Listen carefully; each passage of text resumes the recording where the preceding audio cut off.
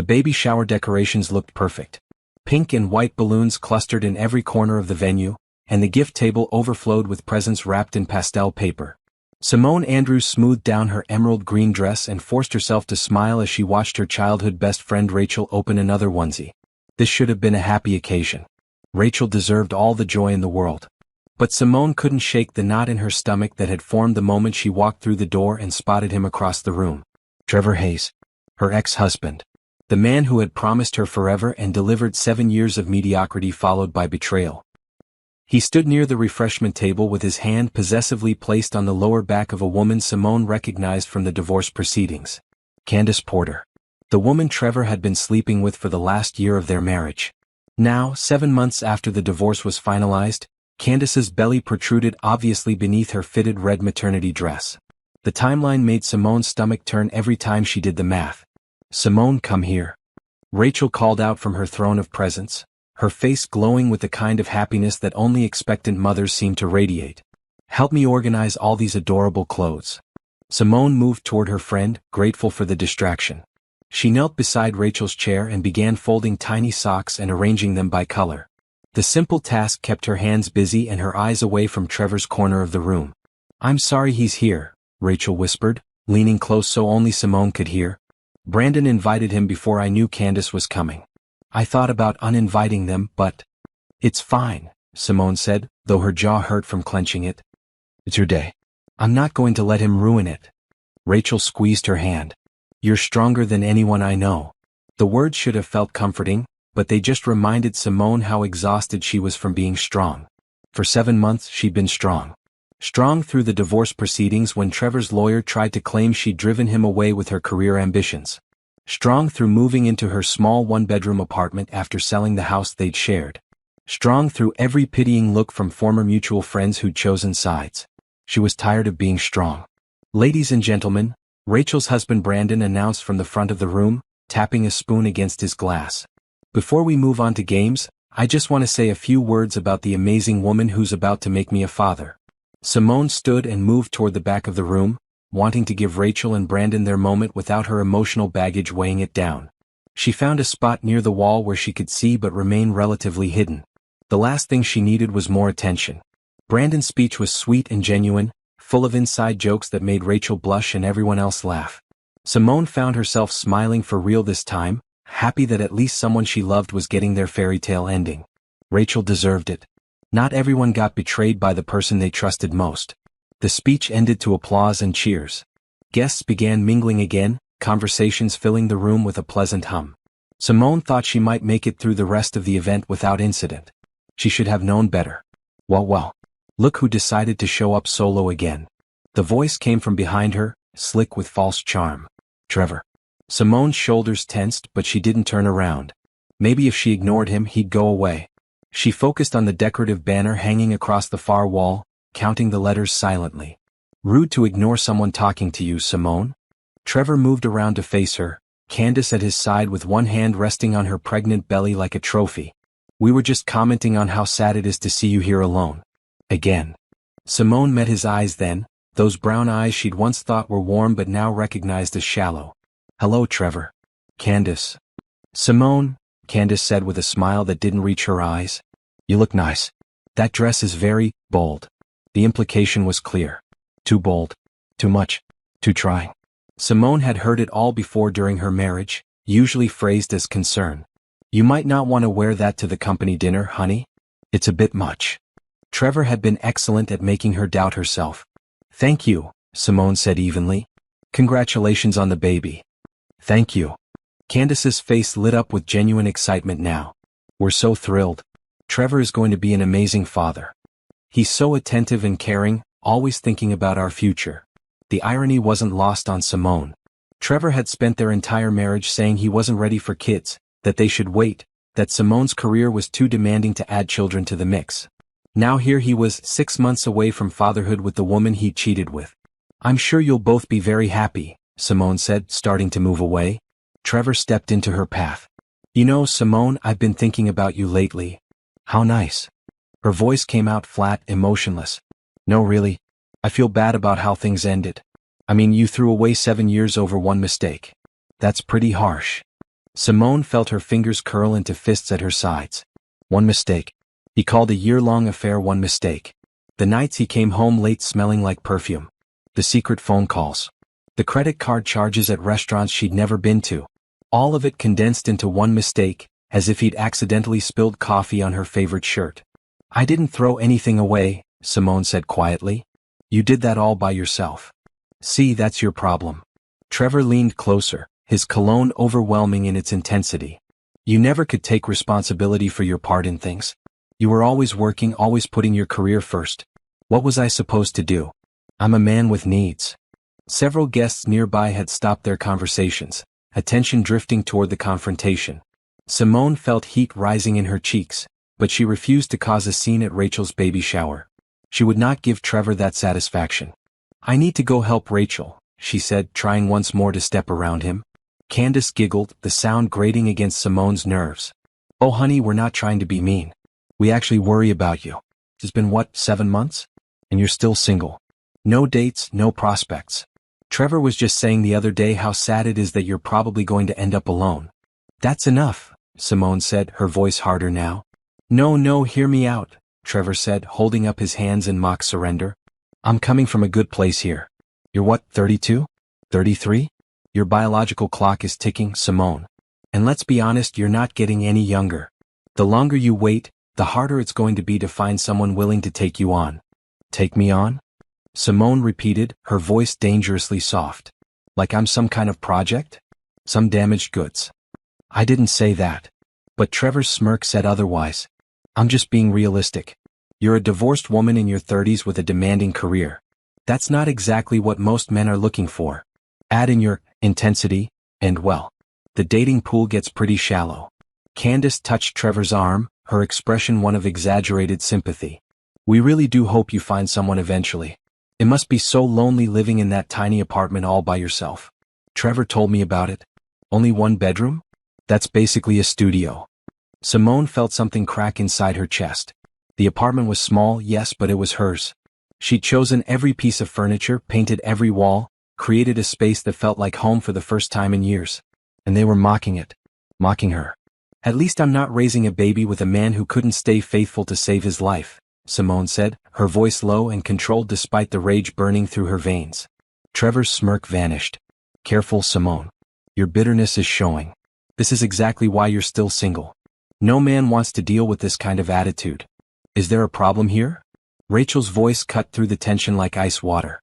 She'd waddled over from her chair, one hand on her belly and her expression fierce despite her advanced pregnancy. Brandon stood beside her, his face tight with disapproval. No problem, Trevor said quickly, his charming mask sliding back into place. Just catching up with my ex-wife. Old times and all that. Simone. Rachel looked at her friend with concern. I'm fine, Simone said, though her hands were shaking. Actually, I think I need some air. You don't have to leave, Rachel said, shooting a glare at Trevor. They can leave. No, really. I have a headache coming on. Simone forced a smile. I'll call you tomorrow. Thank you for inviting me. She grabbed her purse from where she'd left it on a chair and headed for the exit, ignoring the whispers that followed her. She knew what people would say. Poor Simone. So bitter. Can't even be happy at a baby shower. No wonder Trevor left her. Let them talk. She was done caring what anyone thought. The venue's lobby was blissfully quiet after the noise of the party. Simone leaned against the wall for a moment, trying to compose herself before facing the outside world. Her reflection stared back at her from a decorative mirror across the lobby. She looked tired. Defeated. No husband yet. Trevor's words echoed in her head. Probably going to end up alone. Simone closed her eyes, refusing to let the tears fall. She wouldn't cry over Trevor Hayes. She wouldn't give him that power over her anymore. He'd taken 7 years of her life. He didn't get her tears too. The elevator dinged, announcing its arrival. Simone straightened up, squared her shoulders and walked toward it with her head high. She might be leaving early. She might be going home to that tiny one-bedroom apartment alone. But at least she was free of Trevor and his poisonous words. At least, that's what she told herself as the elevator doors closed and she finally let one tear slip down her cheek. The lobby felt suffocating now, like the walls were closing in. Simone pressed the button for the ground floor repeatedly, willing the elevator to move faster. When the doors finally opened to the street level, she practically ran into the late afternoon sunshine. The venue was located in the upscale district of the city, surrounded by boutique shops and expensive restaurants. Simone started walking, not really caring where she was going, just needing to move. Her heels clicked against the sidewalk, the rhythm almost meditative. Probably going to end up alone. The words kept replaying, each repetition like a knife twist. The worst part was the small voice in the back of her mind that wondered if Trevor was right. 7 months.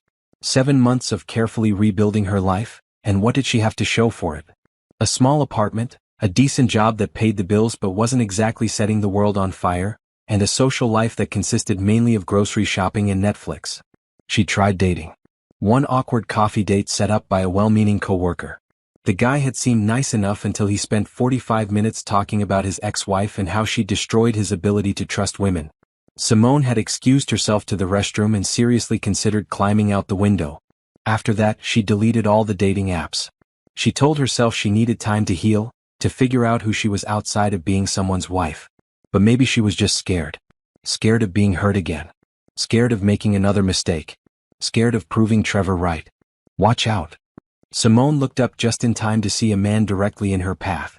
She tried to stop, but her heel caught on an uneven piece of sidewalk. She stumbled forward, arms flailing, and crashed directly into a solid chest. Strong hands caught her arms, steadying her before she could hit the ground. Whoa, easy there. You okay? Simone looked up into the face of a stranger. He was tall, well over 6 feet, with rich brown skin and close-cropped black hair.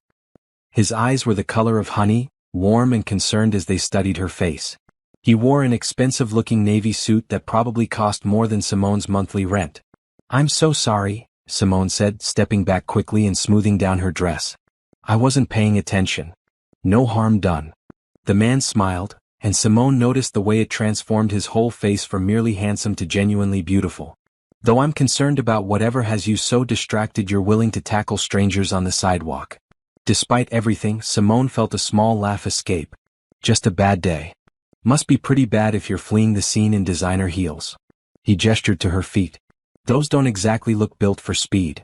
Simone glanced down at her emerald pumps, the ones she'd bought specifically for Rachel's shower because she'd wanted to feel confident and put together. Now they just felt ridiculous. Everything felt ridiculous. "They're not," she admitted. "But sometimes you just need to get away from something, comfort be damned." The man's expression shifted, becoming more serious. "I know that feeling well. I'm Isaiah, by the way. Isaiah Bennett." He extended his hand and Simone shook it automatically. "Simone Andrews." "Well, Simone Andrews, I was just heading to grab some coffee at that cafe across the street. Would you care to join me? You look like you could use a friendly ear, and I happen to have some time to kill before my next meeting." Every instinct told Simone to decline. She didn't know this man. He could be anyone. Besides, she looked terrible. Her eyes were probably red from holding back tears, and her carefully applied makeup had likely smudged. But something in Isaiah's expression made her pause. There was no pity there, no judgment. Just genuine kindness and an offer of company when she desperately needed to not be alone with her thoughts. "You know what?" Simone found herself saying. "That actually sounds perfect." Isaiah's smile returned, brightening the whole street. "Excellent. Fair warning though, I have strong opinions about coffee. This might get controversial." As they crossed the street toward the cafe, Simone felt the weight on her chest lighten just a fraction. Maybe Trevor was right. Maybe she would end up alone. But right now, in this moment, she was having coffee with a stranger who'd shown her more kindness in 5 minutes than her ex-husband had in years. That had to count for something. The cafe was one of those modern places with exposed brick walls and hanging plants that Instagram influencers loved. Simone normally avoided these trendy spots, preferring the quiet comfort of her neighborhood coffee shop where the barista knew her order by heart. But Isaiah walked in like he owned the place, which, given the deference the staff showed him, he might actually have. "Mr. Bennett," the young man behind the counter said, his face lighting up. "Your usual?" "Please, James." "And whatever the lady would like." Isaiah turned to Simone with a questioning look. Simone scanned the menu board quickly. "Just a vanilla latte, please." "Medium." "Vanilla?" Isaiah raised an eyebrow. "Playing it safe? Is there something wrong with vanilla?" Simone felt oddly defensive. "Nothing at all. I'm just a man who believes coffee should taste like coffee, not a dessert." But he was smiling as he said it, taking any sting out of the words. They found a table near the window, away from the handful of other customers scattered throughout the cafe. Simone set her purse on the chair beside her and folded her hands on the table, suddenly unsure what to say. What did you talk about with a stranger who'd witnessed your near-panic attack on the sidewalk? So, Isaiah said, leaning back in his chair with an ease Simone envied. Want to talk about what sent you running into me, or should we stick to safer topics like the weather and traffic? The weather sounds good, Simone said, managing a weak smile. Fair enough. I respect a person's right to privacy. Isaiah accepted his black coffee from James with a nod of thanks. Though I should warn you, I'm told I'm a very good listener. Comes with the territory of running a company. You end up hearing a lot of problems. You run a company? Bennett Industries. We do tech consulting, mainly for Fortune 500 companies looking to streamline their operations.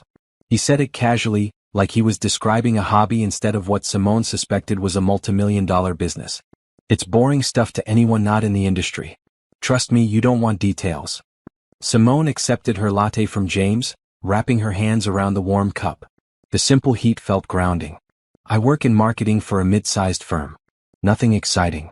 We mainly handle local business accounts. Do you enjoy it? The question surprised her. Most people asked what she did, not whether she liked doing it. It's fine. It pays the bills. Lets me be independent. That's not really an answer, Isaiah pointed out gently. I asked if you enjoy it. Simone took a sip of her latte, buying time.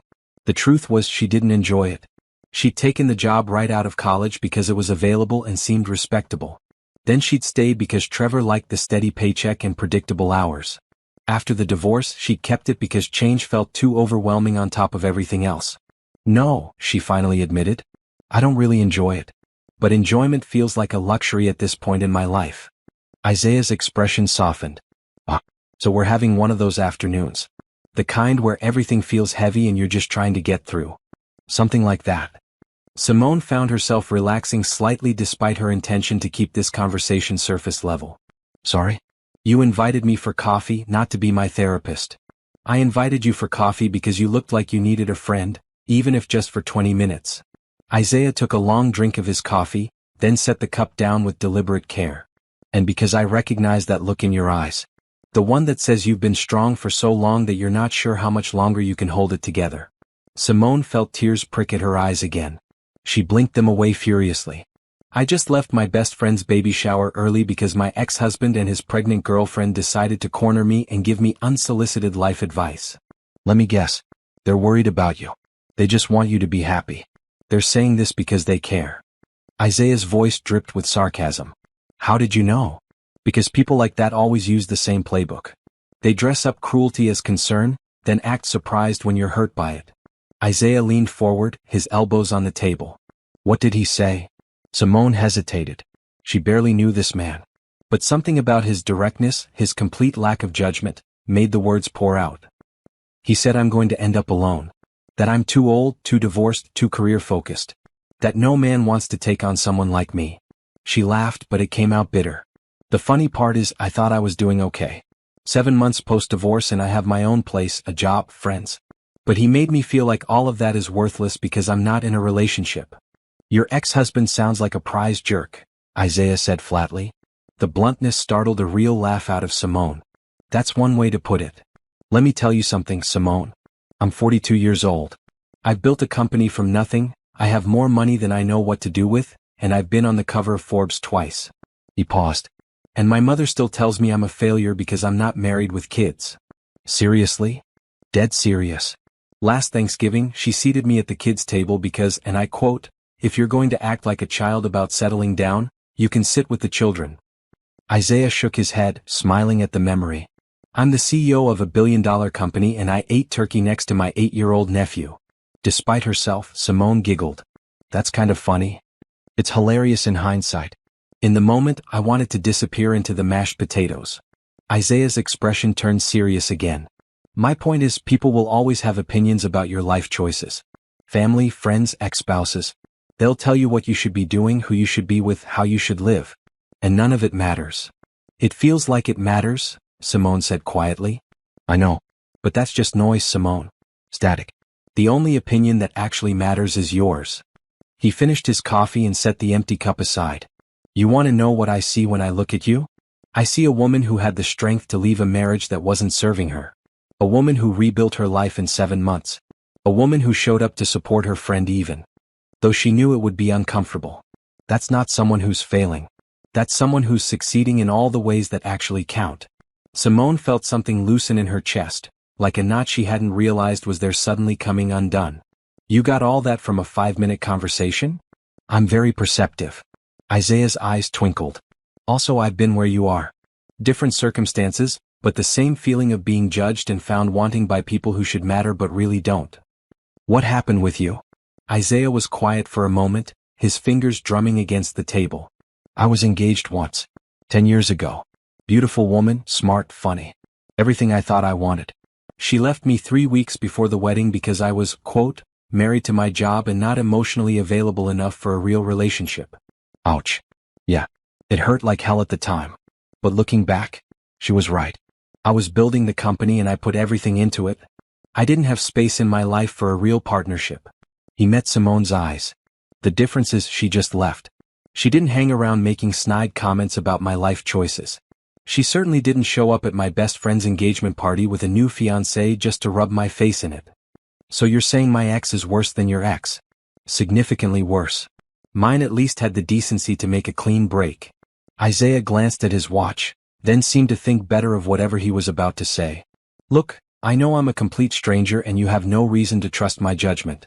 But can I offer you some completely unsolicited advice? At this point, why not?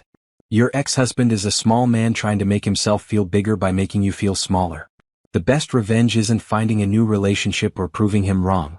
It's living well. Building a life you actually enjoy. Finding work that fulfills you. Creating a circle of people who lift you up instead of tearing you down. Isaiah's voice was gentle but firm. You don't need a man to validate your existence, Simone. You need to validate yourself.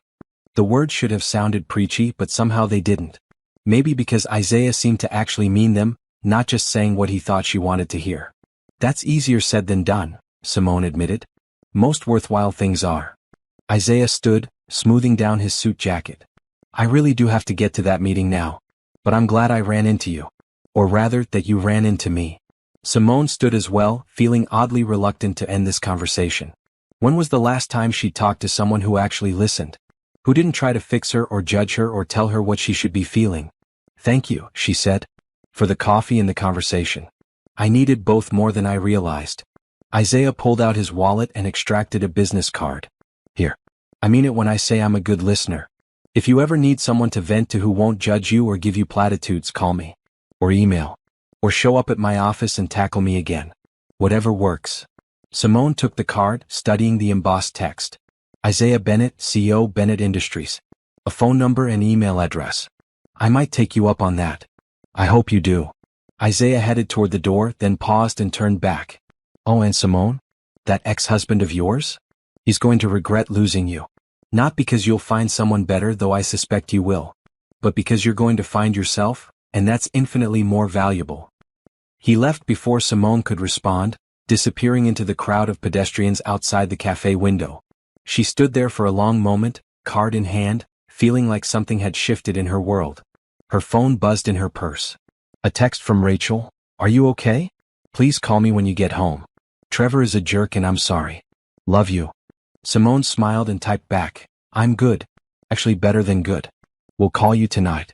Enjoy the rest of your party. She gathered her things and headed for the door, but not before tucking Isaiah's card carefully into her purse. She probably wouldn't call him. This was probably just a nice moment with a kind stranger, nothing more. But as she stepped back out onto the street, heading toward the subway station this time instead of just wandering, Simone felt something she hadn't felt in months. Oh, it was small and fragile, but it was there. Maybe Trevor was wrong. Maybe she wouldn't end up alone. And even if she did, maybe that wouldn't be the tragedy he made it sound like. Maybe being alone was better than being with someone who made you feel small. The subway ride home passed in a blur of thoughts. Simone found herself replaying the conversation with Isaiah, analyzing every word. He'd been so confident, so self-assured. Like he genuinely believed what he was saying. When was the last time someone had spoken to her like that? Like she was capable and strong and valuable just as she was? Her apartment looked exactly as she'd left it that morning. Small but cozy, with afternoon sunlight streaming through the windows. She'd spent 3 weekends cleaning until they sparkled. She'd painted the walls a soft gray-blue, hung artwork she'd collected from local artists, arranged her books by color because it made her happy even though Trevor had always said it was impractical. This was her space, her sanctuary. And suddenly it didn't feel quite so small or lonely. Simone kicked off her heels, changed into comfortable clothes, and curled up on her couch with her phone. She pulled up Isaiah's business card from her purse and typed his name into a search engine, more out of curiosity than anything else. The results were immediate and overwhelming. Isaiah Bennett, CEO of Bennett Industries, worth an estimated $2 billion. Photos of him at charity galas, business conferences, industry events. Articles about his company's latest innovations, his philanthropic work, his rise from a middle-class background to tech industry giant. Simone set down her phone, feeling suddenly foolish. A billionaire CEO had bought her coffee and listened to her problems. That didn't mean anything. He was probably just being kind to someone who clearly needed it. Men like Isaiah Bennett didn't actually befriend women like her. They just occasionally crossed paths and shared a moment before returning to their separate, vastly different worlds. Still, as she made herself dinner and settled in for a quiet evening, Simone couldn't quite shake the memory of Isaiah's words. You need to validate yourself. Maybe he was right. Maybe it was time to stop waiting for external validation and start building a life that felt right from the inside out. Her phone rang, Rachel's name lighting up the screen. Hey, Simone answered, tucking the phone between her ear and shoulder as she stirred pasta sauce. Are you really okay? Rachel asked, worry evident in her voice. I felt terrible watching you leave like that. Brandon wanted to throw Trevor out, but I didn't want to cause a bigger scene. I'm actually fine, Simone said, surprised to realize it was true. Better than fine even. Really? Because you looked pretty upset. I was. But then something interesting happened. Simone found herself telling Rachel about Isaiah, about the conversation, about the unexpected perspective shift. Wait, Rachel interrupted. Isaiah Bennett? The Isaiah Bennett? The billionaire tech guy. I guess? I mean, he mentioned having a company, but I didn't realize who he was until I got home and looked him up. Rachel let out a low whistle. Simone, do you have any idea how lucky that is? Isaiah Bennett is like the most eligible bachelor in the city. Maybe the country. Forbes did a whole article about how he's never been seriously linked to anyone since his engagement ended years ago. It wasn't like that, Simone protested. He was just being nice to a stranger having a bad day. Or, Rachel said slowly, he was interested in you and that was his way of testing the waters. Don't be ridiculous. Men like him don't date women like me. Women like you? Simone, you're gorgeous, intelligent, kind. What's not to date? Simone sighed. I'm divorced, broke, working a job I don't even like, living in a tiny apartment. I'm nobody special. Okay, that's Trevor talking, not you. And I hate it. Rachel's voice turned fierce. You are special. You're my best friend and you're one of the strongest people I know. If Isaiah Bennett can see that after one conversation, maybe it's time you started seeing it too. After they hung up, Simone stared at her phone for a long time. The business card sat on her coffee table, crisp and white against the dark wood. She picked it up, running her thumb over the embossed text. She wouldn't call him. That would be presumptuous. He'd just been being polite. But she could email him. Just a quick thank you for the coffee and conversation. That was normal, right? Professional courtesy. Before she could overthink it further, Simone opened her email and typed, Mr. Bennett, thank you for the coffee this afternoon and for the kind words. It was exactly what I needed even if I didn't know it at the time. I appreciate you taking time out of your day to listen to a stranger's problems. Best regards, Simone Andrews. She hit send before she could delete it and change her mind. Then she set her phone face down on the couch and tried very hard not to think about whether he would respond. He probably wouldn't. He was a billionaire CEO with 1,000 more important things to do than respond to random emails from women he'd met once. Her phone chimed. Simone grabbed it so fast she almost dropped it. A new email from Isaiah Bennett. Simone, the pleasure was entirely mine. And please call me Isaiah. Mr. Bennett is my father, and we're definitely not formal coffee-sharing acquaintances anymore. If you're free sometime next week, I'd enjoy continuing our conversation. No pressure, just coffee again. Or tea if that's more your speed. I promise not to judge your beverage choices too harshly this time. Isaiah. Simone read the email 3 times, her heart doing something complicated in her chest. This was crazy. She should decline politely and let this whole strange encounter fade into a pleasant memory. But when she hit reply, she found herself typing, "I'm free Wednesday afternoon. And I'm sticking with vanilla lattes, judgment or not." His response came back almost immediately, "Wednesday it is. I'll pick you up at 2 p.m. What's your address?" And just like that, Simone Andrews had a coffee date with a billionaire. What could possibly go wrong? Wednesday arrived faster than Simone expected. She changed outfits 4 times before settling on a blue dress that felt professional but not too formal, paired with comfortable flats since she'd learned her lesson about wearing heels when emotionally compromised. She told herself repeatedly this was just coffee, not a date, but her racing heart didn't seem to get the memo. Isaiah arrived exactly at 2, driving a sleek silver car that probably cost more than Simone would make in 5 years. He got out to open her door, dressed in dark jeans and a gray button-down that somehow looked both casual and expensive. "You look lovely," he said with a warm smile. "And I approve of the practical shoe choice." "I learned my lesson about running in heels," Simone replied, settling into the leather seat that felt like sitting on a cloud. They didn't go to the same cafe as before. Instead, Isaiah drove them to a small park on the edge of the city, one with a coffee cart run by an elderly woman who greeted Isaiah like an old friend. "Isaiah, my boy," she said, her weathered face creasing into a smile. "You brought company today. Mrs. Chen, this is Simone." "Simone, Mrs. Chen makes the best coffee in the entire city, no contest." "He's biased because I gave him free cookies when he was starting his company and couldn't afford to eat," Mrs. Chen said with a wink. "Now he's rich and famous but still comes to see me. That's good character." She made their drinks with practiced ease, refusing Isaiah's money as usual. They took their cups and walked along the park path, fallen leaves crunching under their feet. "This is nice," Simone said, meaning it. The park was quiet, peaceful. No crowds, no pressure. Just trees and sky and the comfortable presence of someone who somehow felt like more than a stranger. "I thought you might appreciate somewhere less crowded," Isaiah said. "Plus, I wanted to continue our conversation from last week without an audience." They found a bench overlooking a small pond. Ducks paddled lazily across the water, occasionally dipping their heads under in search of food. "So," Isaiah said after they'd sat in comfortable silence for a few minutes, "have you given any more thought to what we talked about? About building a life you actually enjoy?" "Some," Simone admitted. "Though I'm not sure where to start. It's easy to say I should find work I'm passionate about, but I have bills to pay and I can't just quit my job on a whim." "Fair point. But there are smaller steps you can take. What did you want to do before life got in the way?" Simone thought back to college, to the dreams she'd had before they got compressed into practical plans. "I wanted to work in brand strategy for major companies, the creative side of marketing, not just managing social media posts for local restaurants. I wanted to build campaigns that meant something." "So why didn't you?" "Trevor thought it was too risky. Those jobs are competitive, hard to get. He said I should focus on steady employment instead of chasing dreams." Simone heard the bitterness in her own voice. "And I listened. I always listened." Isaiah was quiet for a moment, watching the ducks. "I have a proposition for you, and I need you to hear me out completely before you respond." "Okay," Simone said slowly, confused by the sudden shift in tone. "My company needs a brand strategist. We're expanding into new markets and our current marketing team is excellent at the technical side but lacks creative vision."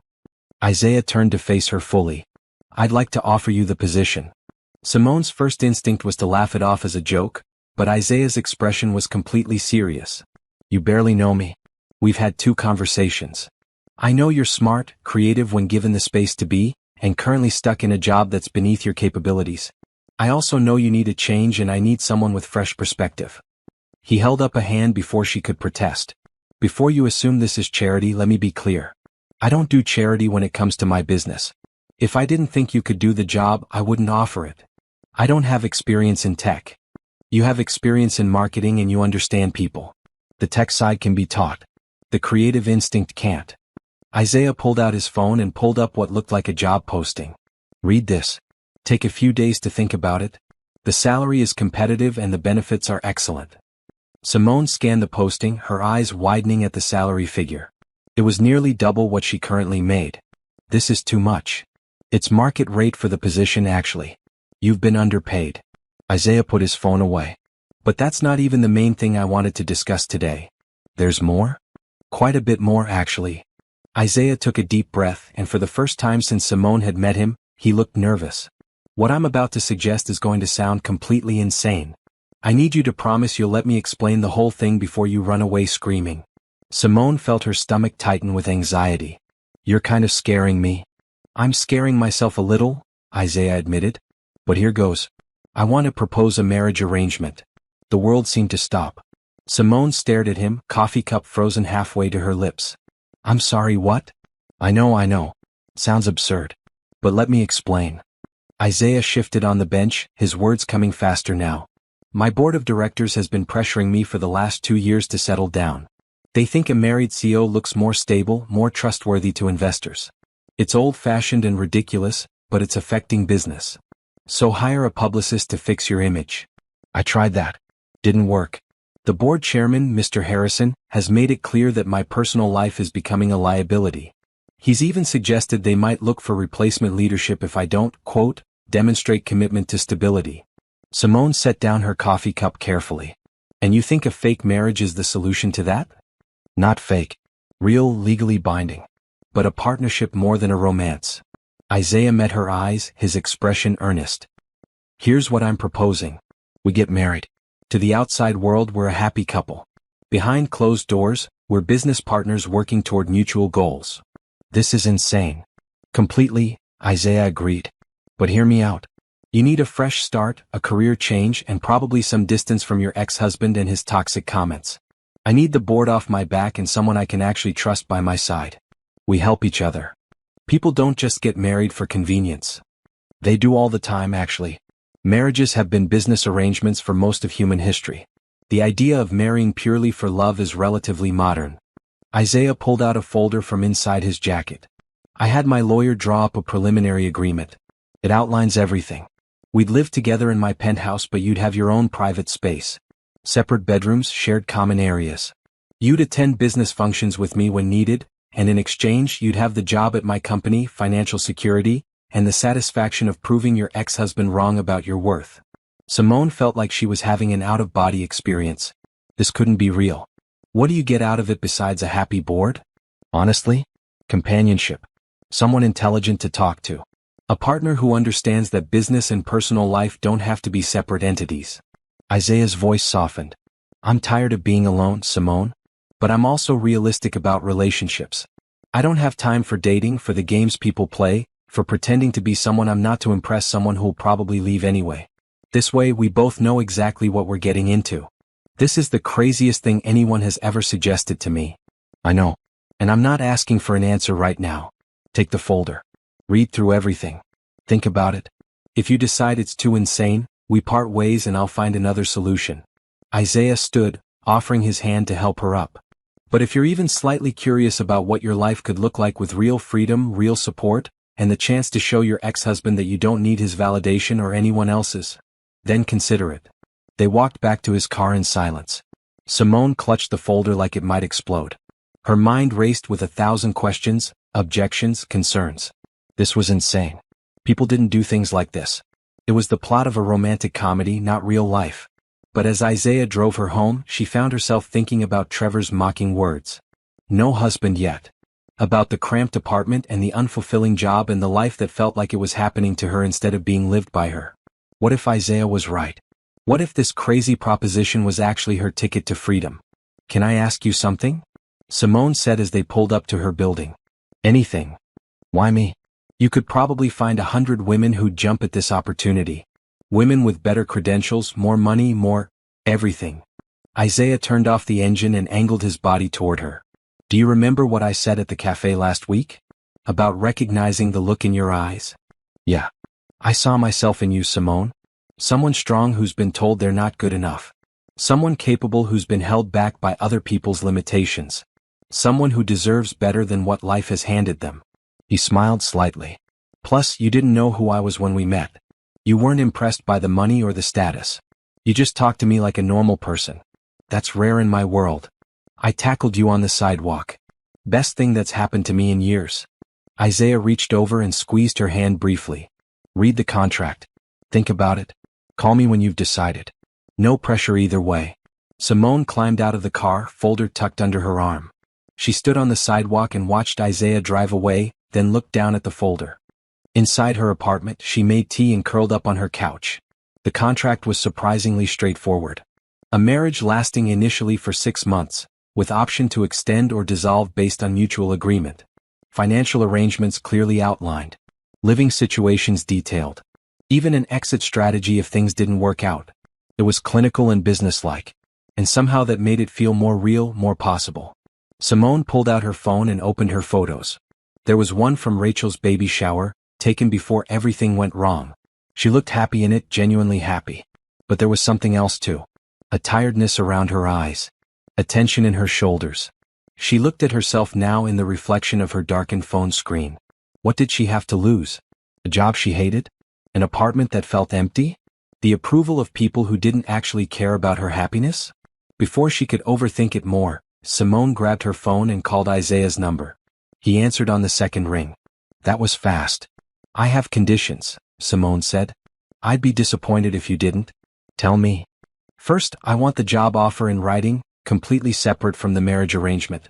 If this falls apart, I don't lose my career opportunity. Done. What else? Second, we tell no one this is an arrangement. Not your mother, not my friends, no one. If we're doing this, we commit to the illusion completely. Agreed. Continue. Simone took a deep breath. Third, if either of us develops actual feelings for someone else, we discuss it honestly and figure out an exit that protects both of us. Fair. Is that everything? No. One more thing. Simone's voice hardened. If you ever make me feel the way my ex-husband did, small and insignificant and not good enough, this ends immediately. I won't trade one cage for another, no matter how nice the cage is. Isaiah was quiet for a long moment. When he spoke, his voice was serious. I promise you, Simone. I will never intentionally make you feel less than you are. You have my word. Then I'll do it, Simone heard herself say. Let's get married. The next 2 weeks passed in a whirlwind of activity that left Simone feeling like she'd been caught in a tornado. Isaiah's lawyer, a sharp woman named Patricia Monroe, met with her to review the marriage contract in detail. Every clause was explained, every contingency outlined. Simone signed the job offer first as stipulated, which gave her some measure of security even as she dove headfirst into the most unconventional decision of her life. She gave her notice at the marketing firm. Her boss seemed surprised but not particularly upset, which told Simone everything she needed to know about how valued she'd been there. Her co-workers threw her a small going-away party with grocery store cake and warm wishes. None of them knew about the marriage arrangement. As far as they knew, she'd simply landed a better opportunity. Rachel was harder to manage. Her best friend's intuition kicked into overdrive when Simone mentioned she was seeing someone. Seeing someone? Rachel had practically shrieked into the phone. You've been divorced for 7 months and suddenly you're seeing someone? Oh, when did this happen? Why didn't you tell me? It's new, Simone had hedged. Really new. I don't want to jinx it by talking about it too much. Is it the coffee guy? Isaiah Bennett? Simone's silence answered the question. Oh my God, it is him. Simone Andrews, you're dating a billionaire and you didn't tell me? We're not. It's complicated, Simone had stammered, hating the deception but knowing it was necessary. The whole arrangement depended on people believing it was real. Now, standing in front of Isaiah's penthouse building, Simone questioned for the 1,000th time whether she was making a terrible mistake. The building was all glass and steel, modern architecture that seemed to reach toward the sky. A doorman in a pristine blue uniform opened the door for her. Ms. Andrews? He asked with a professional smile. Mr. Bennett is expecting you. 22nd floor. The elevator was all mirrors and polished chrome. Simone studied her reflection during the smooth ride up. She'd worn jeans and a green sweater, comfortable clothes for what Isaiah had called moving day. Everything she owned fit into 6 boxes and 2 suitcases currently sitting in the trunk of the car service Isaiah had sent. The elevator doors opened directly into the penthouse. No hallway, no waiting. Just straight into the most beautiful living space Simone had ever seen. Floor-to-ceiling windows looked out over the city. The furniture was modern but comfortable looking, all clean lines and neutral colors with pops of deep blue and emerald green. Original artwork hung on the walls. A kitchen with marble countertops opened into a dining area that could seat 12 easily. Isaiah emerged from a hallway, barefoot and wearing jeans and a black t-shirt that somehow looked as expensive as his suits. Welcome home, he said with a smile. What do you think? I think I'm underdressed for this apartment, Simone managed. Isaiah laughed. Trust me, once you've lived here for a week, you'll be walking around in sweatpants like I do on weekends. The fancy is just for show. He gave her a tour of the penthouse. Besides the main living area, there were 4 bedrooms each with private bathrooms. Isaiah's bedroom was at the far end of the hall, all dark wood and masculine decor. The guest rooms were tastefully neutral. "And this is your space," Isaiah said, opening the door to the largest guest room. Simone stepped inside and felt her breath catch. The room was painted a soft lavender, her favorite color though she'd never mentioned it. A massive bed with crisp white linens dominated one wall. Built-in bookshelves lined another. French doors opened onto a private balcony overlooking the city. The closet's a walk-in, obviously. And the bathroom has one of those fancy rainfall showers you were probably too polite to ask for. Isaiah leaned against the doorframe.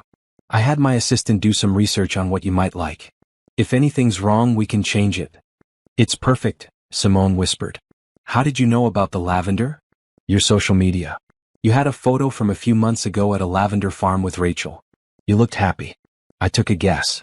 Isaiah pushed off from the doorframe. "Your boxes are being brought up now. Take your time settling in. We have dinner reservations at 8 if you're up for it. Nothing fancy, just a place I like that has good pasta." After he left, Simone sat on the edge of the bed and tried to process everything. This room was bigger than her entire apartment. The bathroom alone was larger than her old bedroom. She had a private balcony. A space that was entirely hers in the middle of luxury she'd never even imagined. Her phone buzzed. A text from an unknown number. "This is Patricia Monroe, Mr. Bennett's lawyer. Please confirm receipt of this message so I have your correct contact information for legal purposes." Simone replied, "Confirmed." Another buzz. "Excellent. The marriage license has been filed. Small ceremony is scheduled for next Saturday at 10 a.m. Mr. Bennett has guest list of 20, mostly family and close friends. He asked me to inquire about your guest list." The reality of what she was doing hit Simone like cold water. This was actually happening. In just over a week, she would be married to a man she barely knew. She thought about who to invite. Rachel, obviously. Her mother, who would have questions Simone wasn't sure she could answer convincingly. Maybe a few college friends she'd kept in touch with sporadically. She texted back, "Guest list will be small. Maybe 5 people. I'll send names tomorrow." Simone spent the next few hours unpacking her meager belongings. Everything she owned looked shabby in this beautiful space. Her clothes, mostly purchased from discount stores, seemed wrong hanging in the walk-in closet that had probably cost more than her car. The few books she'd collected felt insignificant on the massive built-in shelves. Knock knock, Isaiah called from outside her door. "Safe to come in?" "Yeah." He entered carrying 2 garment bags. "I took the liberty of having my stylist pull together some options for the wedding and upcoming events. No pressure to wear any of it, but I thought you might appreciate having choices that wouldn't stress you out." Simone unzipped one bag. Inside was a stunning cream-colored dress, simple and elegant. The other bag held a pale blue pantsuit. "For the wedding," Isaiah explained. "Whichever you prefer. Or neither if you have something else in mind." "I don't have anything remotely appropriate for marrying a billionaire," Simone admitted. "My nicest dress is the green one you saw at the baby shower. Then these are yours if you want them." Isaiah sat in the armchair by the window. "Listen, I know this is overwhelming. Moving into a stranger's home, preparing to marry someone you barely know. If you need to back out, now's the time. No judgment, no hard feelings." Simone looked at him, really looked at him. Isaiah Bennett could have anyone. He could have made this arrangement with some socialite who understood his world, who had connections and breeding and all the things that mattered to people with money. Instead, he'd chosen her. A divorced marketing assistant with more baggage than belongings. "Why are you being so nice to me?" she asked quietly. "Because this only works if we're both comfortable. And because you deserve kindness." Isaiah stood and headed for the door, then paused. "For what it's worth, I'm glad it's you, Simone. I think we're going to make a good team."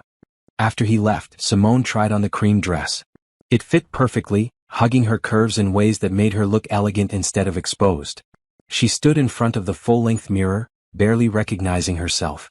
"What are you doing?" she whispered to her reflection. "This is crazy." But even as she said it, she felt a thrill of excitement. For the first time in years, she was choosing something for herself. Not what Trevor wanted, not what was safe or practical or expected. Just something that felt right even if it was completely unconventional. Dinner that night was at a small Italian restaurant in a neighborhood Simone didn't recognize. The place had checked tablecloths and candles and wine bottles. Nothing fancy, just good food and quiet conversation. We should probably discuss logistics, Isaiah said over appetizers. Public appearance guidelines, that sort of thing. Like what? Like how we met. We need a consistent story. Isaiah poured them both wine. I was thinking we keep it close to the truth. We met by chance, started talking, realized we had chemistry. When did this supposed relationship start? 3 months ago. Long enough to make the quick engagement believable, but not so long that people wonder why no one knew about it. Isaiah pulled out his phone and opened a notes app. We kept it quiet because you were getting over your divorce and I wanted to respect your privacy. That actually sounds believable, Simone admitted. Good. Now, physical affection in public. I'm assuming hand-holding and the occasional arm around your waist is acceptable. Simone felt her cheeks heat. She hadn't thought about the physical aspect of this arrangement. Yeah, that's fine. Kissing? If necessary. But let's keep it minimal. Isaiah made a note. Agreed. What about pet names? Some couples use them, some don't. Can we just stick with our actual names? Works for me. I always found honey and baby kind of cringy anyway. Isaiah set his phone aside as their entrees arrived. Okay, your turn. What boundaries do I need to know about? Simone thought about it while cutting into her chicken marsala. Don't answer questions about when we're having kids. That's too personal and too loaded given my history. Fair. What else? If we're at an event and I seem uncomfortable, can we have a signal? Something subtle that means I need a break or want to leave. How about you touch your left earring? I'll notice and we'll excuse ourselves. They spent the rest of dinner hammering out details. How late Isaiah typically worked, often until 8 or 9. Whether Simone was a morning person, absolutely not. Household management, Isaiah had a cleaning service twice a week. Food preferences, Isaiah was allergic to shellfish, Simone couldn't stand cilantro. It felt bizarre and businesslike and somehow reassuring. They were approaching this like any other partnership, with clear communication and mutual respect. Can I ask you something personal? Simone said as they waited for dessert. Go ahead. Your ex-fiancée. The one who left. Do you still think about her? Isaiah was quiet for a moment. Sometimes. Not in a pining way, more just wondering what life would have been like if I'd been different back then. But honestly, I think she did me a favor. We would have been miserable together. Do you think you'll ever want something real? Not an arrangement, but actual love and partnership. Maybe someday. But I'm 42 and I've been in exactly 2 serious relationships in my entire life. I'm clearly not good at the traditional approach. Isaiah met her eyes. What about you? You said you wanted a happy ending. What does that look like? Simone considered. I used to think it meant finding another person to complete me. But now, I think it means feeling complete on my own and choosing to share that with someone who enhances it instead of diminishing it. That's very wise. It's very learned through painful experience, Simone corrected with a wry smile. They shared dessert, a tiramisu that Simone declared the best thing she'd ever tasted. The conversation drifted to lighter topics. Favorite movies? Isaiah loved action films, Simone preferred documentaries. Worst first date stories? Isaiah once had someone show up with a resume and pitch deck for why they'd make a good partner. Dream vacation destinations? Simone wanted to see the Northern Lights, Isaiah wanted to visit every baseball stadium in America. By the time they left the restaurant, Simone felt more at ease than she had in days. This might be unconventional, but it didn't feel wrong. It felt like 2 people figuring out how to help each other. Like partnership in the truest sense. Back at the penthouse, they stood awkwardly in the living room. Well, Isaiah said. Good night, I guess? Good night, Simone echoed. She retreated to her beautiful lavender room and changed into pajamas. Through the wall, she could hear Isaiah moving around in his space. This was her life now. Sharing a home with a virtual stranger who'd somehow become the person offering her a way forward. Simone climbed into the luxurious bed and pulled out her phone. There was a text from Rachel. How's the new place? When can I see it? When do I get to properly meet this mystery man? Simone typed back. Soon. I promise. Things are just moving fast. Rachel replied immediately. Moving fast or moving too fast? Are you sure about this? I'm sure, Simone wrote. And the crazy thing was, she meant it. She was about to turn off her light when another text came through. This one from Isaiah. First day down. You did great. Sleep well, partner. Simone smiled and texted back. You too. See you in the morning. As she drifted off to sleep in her new room, in her new life, Simone felt something she hadn't felt in a long time. Excitement for what came next. 3 weeks into the arrangement, Simone was starting to forget what her old life had felt like. She'd started at Bennett Industries, working with the marketing team to develop brand strategies for their major clients. The work was challenging and creative in ways her old job had never been.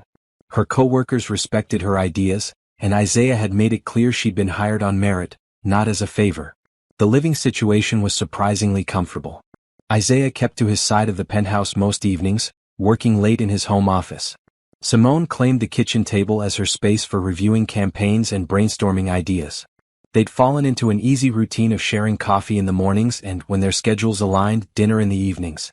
"You're going to give yourself eye strain," Isaiah said one Thursday night, appearing in the kitchen with 2 glasses of wine. "You've been staring at that laptop for 3 hours straight." Simone accepted the wine gratefully. "I'm trying to crack the Hoffman account. They want something innovative but won't tell me what innovative means to them." Ah, the impossible client. Every company has one. Isaiah peered at her screen. "What have you tried?" 6 different approaches, all rejected. Their CEO keeps saying he'll know it when he sees it, which is consultant speak for, "I have no idea what I want but I'll be difficult about it anyway." Isaiah laughed and pulled up a chair beside her. "Show me what you've got." They spent the next hour dissecting her proposals, with Isaiah offering insights from his years of dealing with difficult clients. He had a way of cutting through jargon to the core issue, asking questions that forced Simone to think differently about the problem. "What if you're approaching this backwards?" Isaiah said, pointing at her screen. "You're trying to give Hoffman what they say they want. What if you gave them what they actually need instead?" "Explain." "Hoffman Industries is struggling because they're seen as old-fashioned, stodgy. But they're trying to rebrand as cutting-edge, which feels false because it is false. They're not cutting-edge. They're reliable, traditional, stable." Isaiah leaned back in his chair. "So instead of pretending to be something they're not, why not lean into what they actually are? Make tradition and reliability the selling point." Simone stared at him. "That's brilliant. That's experience talking. I spent my first 3 years as CEO trying to make Bennett Industries look like a cool startup when we were actually a solid, dependable consulting firm. Once I stopped fighting our identity and embraced it, everything clicked." He stood and stretched. "Try pitching that angle. I bet Hoffman's CEO will respond better." "Thank you. Seriously. You just saved me from another weekend of rejected proposals. That's what partners are for." Isaiah paused at the doorway. "Also, my mother wants to meet you before the wedding. She's invited us for dinner Sunday night. Fair warning, she's going to interrogate you mercilessly." "Wonderful," Simone said dryly. "I'll be sure to study for the exam." "She means well. She's just protective. And nosy. Very, very nosy." Sunday dinner with Gloria Bennett turned out to be exactly as intimidating as Simone feared. Isaiah's mother lived in a stately home in the suburbs, all hardwood floors and antique furniture that looked like it belonged in a museum. She answered the door wearing a blue dress and pearls, her silver hair styled perfectly. "So you're the young woman who finally caught my son's attention," Gloria said, looking Simone up and down with sharp eyes. Come in, come in. I've made pot roast."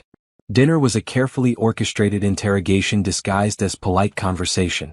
Gloria wanted to know everything: Simone's family background, her education, her career history, her previous marriage.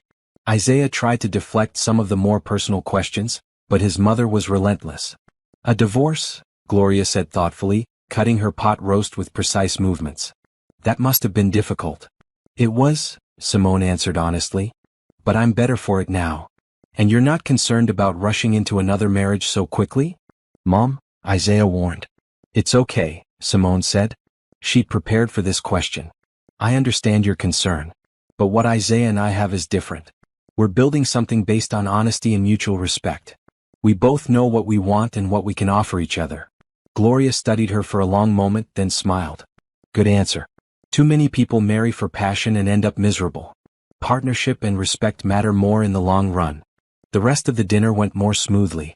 Gloria shared embarrassing stories about Isaiah's childhood, showed Simone his baby pictures, and by the end of the evening, seemed genuinely pleased with her son's choice. "I like her," Gloria whispered to Isaiah while Simone was in the bathroom. Simone heard it through the door. "Don't mess this up." "I won't, Mom." In the car ride home, Isaiah looked relieved. "That went better than I expected. She usually grills my dates until they cry." "I'm a good test taker," Simone joked. Then more seriously, "Your mom loves you a lot." "That's nice." "She does." She's been worried about me for years, convinced I was going to end up alone and miserable. Isaiah glanced at her. Thank you for being patient with her questions. I know some of them were intrusive. It's fine. If I were her, I'd probably do the same thing. Back at the penthouse, they found themselves lingering in the living room instead of retreating to their separate spaces. It had become a pattern lately, these extended conversations that stretched late into the night. They talked about everything: childhood memories, career aspirations, favorite books, political views, fears and hopes. Can I ask you something? Isaiah said, both of them sitting on opposite ends of the couch with wine glasses in hand. Always. Do you ever wonder if we're making a mistake? Like, is this arrangement actually healthy, or are we just two people avoiding real relationships? Simone considered the question carefully. I think we're two people who've been hurt and who are choosing to protect ourselves while still moving forward. Is that avoidance? Maybe. Or maybe it's wisdom. I wish I'd met you 10 years ago, Isaiah said quietly. When I was still open to traditional relationships. When I still thought love conquered all. 10 years ago I was dating Trevor and convinced I'd found my soulmate. We probably wouldn't have been good for each other. Simone pulled her feet up under her. Maybe we met exactly when we were supposed to. When we both needed a different approach. You're probably right. Isaiah set down his wine glass. I'm glad you crashed into me that day. Technically, you were in my way. I was standing still. You were the one running away from your problems. And now I'm running towards something different, Simone said. We both are. The wedding was small and intimate, held in the garden of an upscale hotel. Simone wore the cream dress Isaiah had given her, her hair styled in soft waves. Her mother cried, as mothers do, though Simone suspected she had reservations about the quick timeline. Rachel stood as her maid of honor, looking beautiful despite being 8 months pregnant. Are you sure about this? She whispered before the ceremony started. I'm sure, Simone said, meaning it. Isaiah looked handsome in a charcoal gray suit, his expression serious as he waited at the altar. When Simone walked down the aisle, she saw something in his eyes that surprised her. Genuine happiness. This might be an arrangement, but he looked like a man who was glad to be here. The ceremony was simple. Traditional vows, the exchange of rings, the pronouncement of husband and wife. When the officiant said, "You may kiss the bride," Isaiah leaned in and gave Simone a soft, brief kiss that somehow felt more intimate than it should have. The reception was elegant but relaxed. Isaiah's business associates mingled with Simone's small circle of friends. Everyone seemed happy for them, though Simone caught a few speculative glances. People were probably wondering how a marketing assistant had landed a billionaire CEO. Let them wonder. Mrs. Bennett, Isaiah said during their first dance, holding her closer than strictly necessary for appearances. How does it feel? Strange, Simone admitted. Good strange but strange. I'm someone's wife again. Not just someone's. Mine. Isaiah spun her gently. And unlike last time, this husband actually appreciates what he has. Later that night, back at the penthouse, they stood in the living room still in their wedding clothes. Well, Isaiah said. We did it. We're officially married. We're officially married, Simone echoed. Now what? Now we figure out how to actually be married, I guess. Isaiah loosened his tie. Want to watch a movie? I'm too wired to sleep. They ended up on the couch in their fancy wedding clothes, watching an action movie Isaiah had seen a dozen times. Simone fell asleep somewhere around the second explosion, her head dropping onto Isaiah's shoulder. She woke briefly when he carried her to her room, laying her gently on the bed and pulling a blanket over her. Good night, wife, he whispered. Good night, husband, she mumbled back, already drifting off again. The next morning, Simone's phone exploded with notifications. The wedding photos had made it to social media, and apparently the marriage of Isaiah Bennett was news. Her email was full of messages from former coworkers and college friends, all congratulating her or asking for details. One email stood out. From Trevor, saw your wedding photos.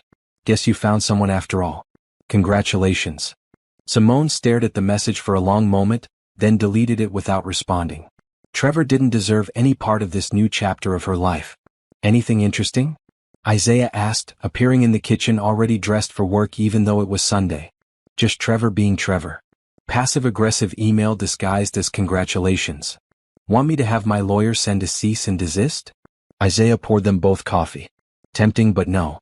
Ignoring him is better. Simone accepted her coffee. Are you working today? Just for a few hours. Big presentation tomorrow and I want to review everything one more time. He paused. Actually, I wanted to ask if you'd look over it. You're better at this stuff than I am. The CEO of Bennett Industries wants the brand strategist to review his work? This marriage is already paying off. Don't get cocky, Mrs. Bennett. You still work for me. The teasing had become natural between them. They'd fallen into an easy banter that felt more like longtime friends than newlyweds or business partners. Felt nice. Over the next few weeks, they attended social events together. Charity galas, business dinners, the occasional party thrown by one of Isaiah's friends. Simone learned to work a room, to make small talk with people who had more money than she'd ever dreamed of, to play the role of supportive wife while maintaining her own identity. And something unexpected happened. She started enjoying it. Not the social climbing aspect but the partnership. Standing beside Isaiah at events, watching him work a room, then debriefing afterward about who was interesting and who was insufferable. Making each other laugh with inside jokes. Finishing each other's sentences during couples conversations. One night, after a particularly boring charity auction, they collapsed on the couch together. If I have to listen to one more person talk about their yacht, Isaiah groaned. I nearly fell asleep during that speech about sustainable caviar farming, Simone added. That was 45 minutes of my life I'll never get back. They looked at each other and started laughing. Simone felt Isaiah's arm around her shoulders, pulling her close, and she let herself lean into him. It felt natural, comfortable. Isaiah, she said after a moment. Yeah. This arrangement. It's not feeling much like an arrangement anymore. He was quiet for a beat. No, it's not. Is that a problem? I don't know. Isaiah's hand ran up and down her arm absently. We should probably talk about it. Probably. But not tonight. I'm too tired. Agreed. Tomorrow. But tomorrow turned into next week, and next week turned into next month, and the conversation about what they were becoming never quite happened. They just kept moving forward, the line between arrangement and reality blurring a little more each day. Simone's mother Patricia arrived the day before the ceremony, though Simone and Isaiah had already legally married at City Hall with just a lawyer as witness. Today's event was for show, for family and friends who expected a proper wedding. Patricia took one look at the penthouse and immediately started crying. Baby girl, she said, pulling Simone into a tight hug. Look at you. Look at this place. I never thought after that disaster with Trevor. Mom, please don't cry. You'll make me cry and then my makeup will be ruined for tomorrow. Patricia pulled back, studying her daughter's face with the intensity only mothers possess. You're happy. Really happy. I can see it in your eyes. I am, Simone said, surprised by how true it was. And he treats you well? This Isaiah? Because if he doesn't, I don't care how much money he has. I'll drive up here and... He treats me very well, Mom. Better than I've ever been treated. Isaiah appeared then, home early from work to help with wedding preparations. He greeted Patricia with genuine warmth, complimenting her dress and asking about her drive. Within 10 minutes, he had her laughing with stories about his own mother's excitement over the wedding. I like him, Patricia whispered to Simone later while Isaiah was on a phone call in his office. He's good people. You can tell. The wedding day dawned clear and beautiful. Simone woke to find a note slipped under her door. Good morning, wife. Today we make it official in front of everyone who matters. No pressure. Rachel arrived early to help Simone get ready, her newborn daughter strapped to her chest in a carrier. Look at you, she said, eyes shining. You're glowing. It's expensive makeup, Simone joked. It's love, Rachel corrected. Maybe you didn't plan on falling for him, but you did. I can see it. Simone wanted to protest, to explain that this was still technically an arrangement, that feelings weren't part of the deal. But she couldn't. Because Rachel was right. Somewhere between fake hand-holding for the cameras and real late-night conversations on the couch, she'd fallen for Isaiah Bennett. The garden ceremony was perfect. Isaiah's face when he saw Simone walking toward him was everything she'd never known she wanted. He looked at her like she was precious. Like she was chosen. Like she was exactly who he wanted beside him for the rest of his life. Hi, he whispered when she reached him. Hi yourself, she whispered back.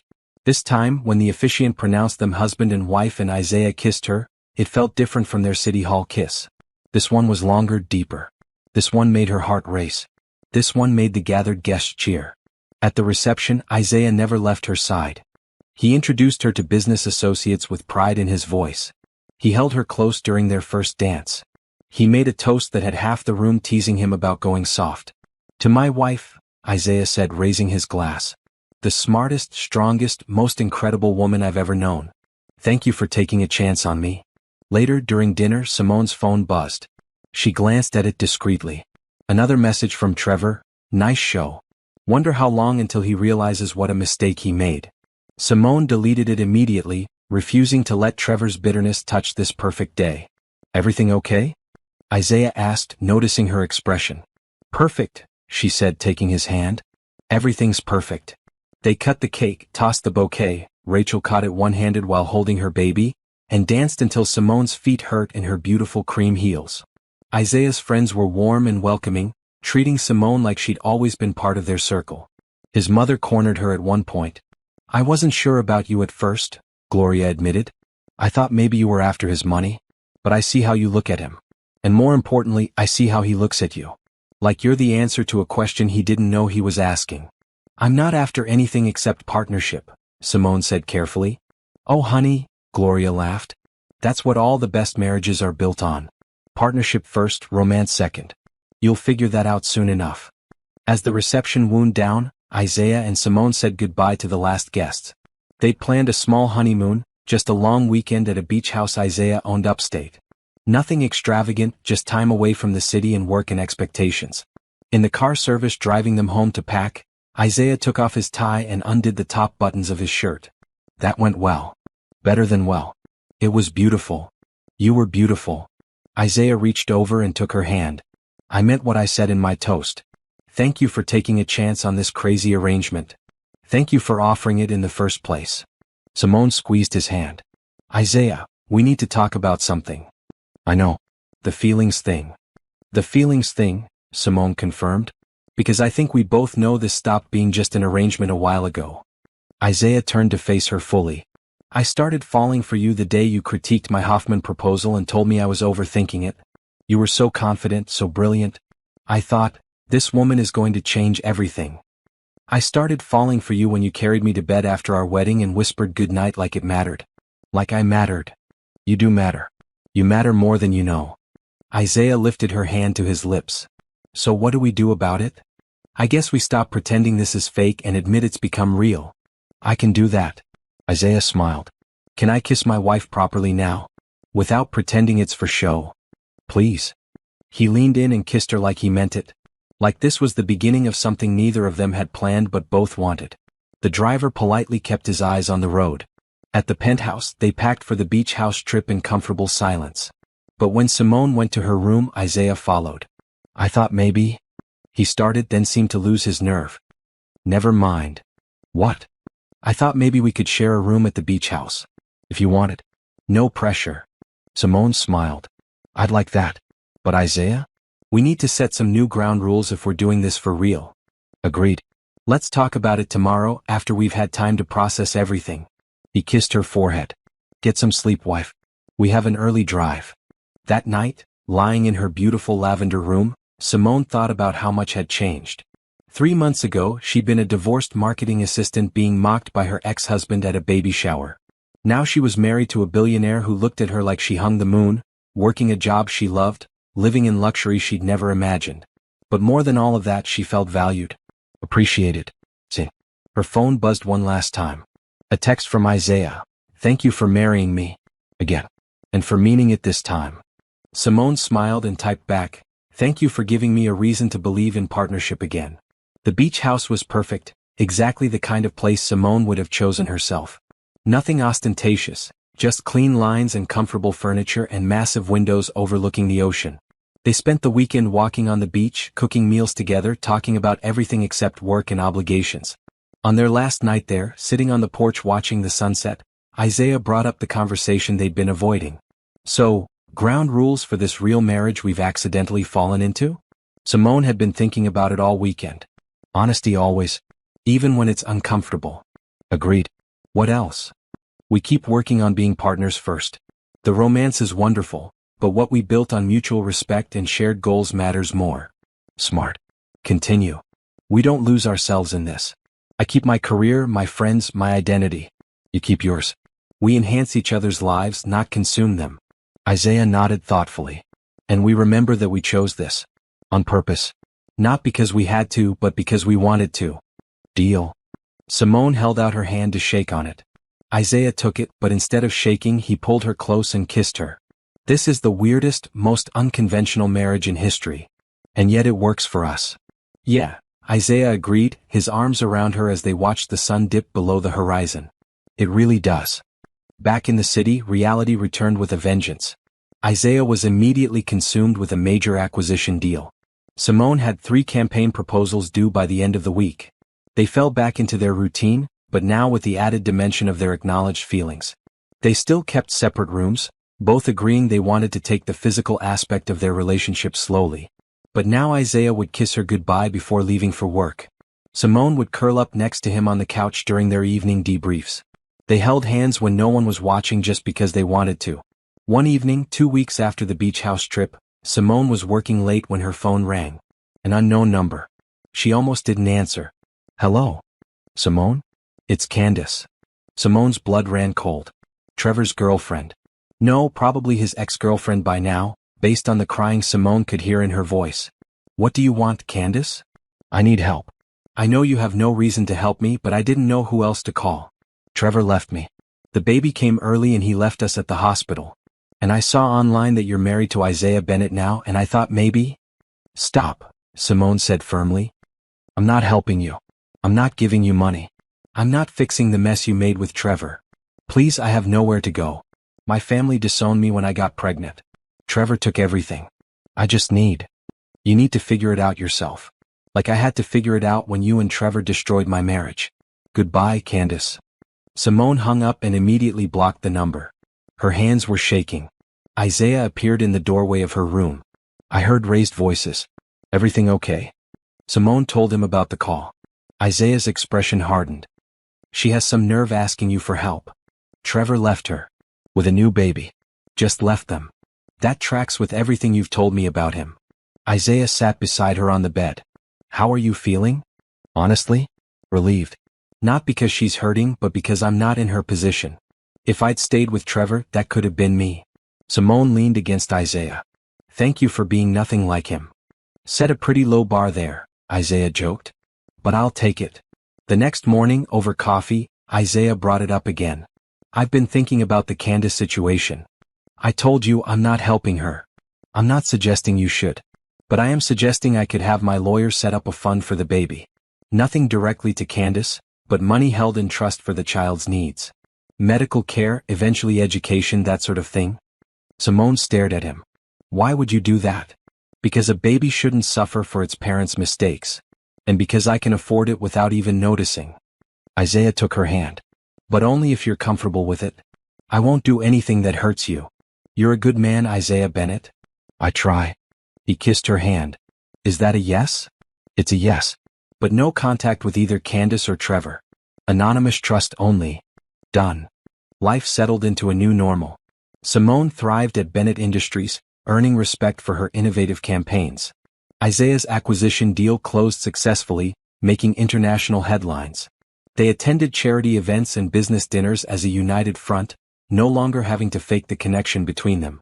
3 months after their beach house weekend, Isaiah came home with a huge grin on his face. I have news. Good news.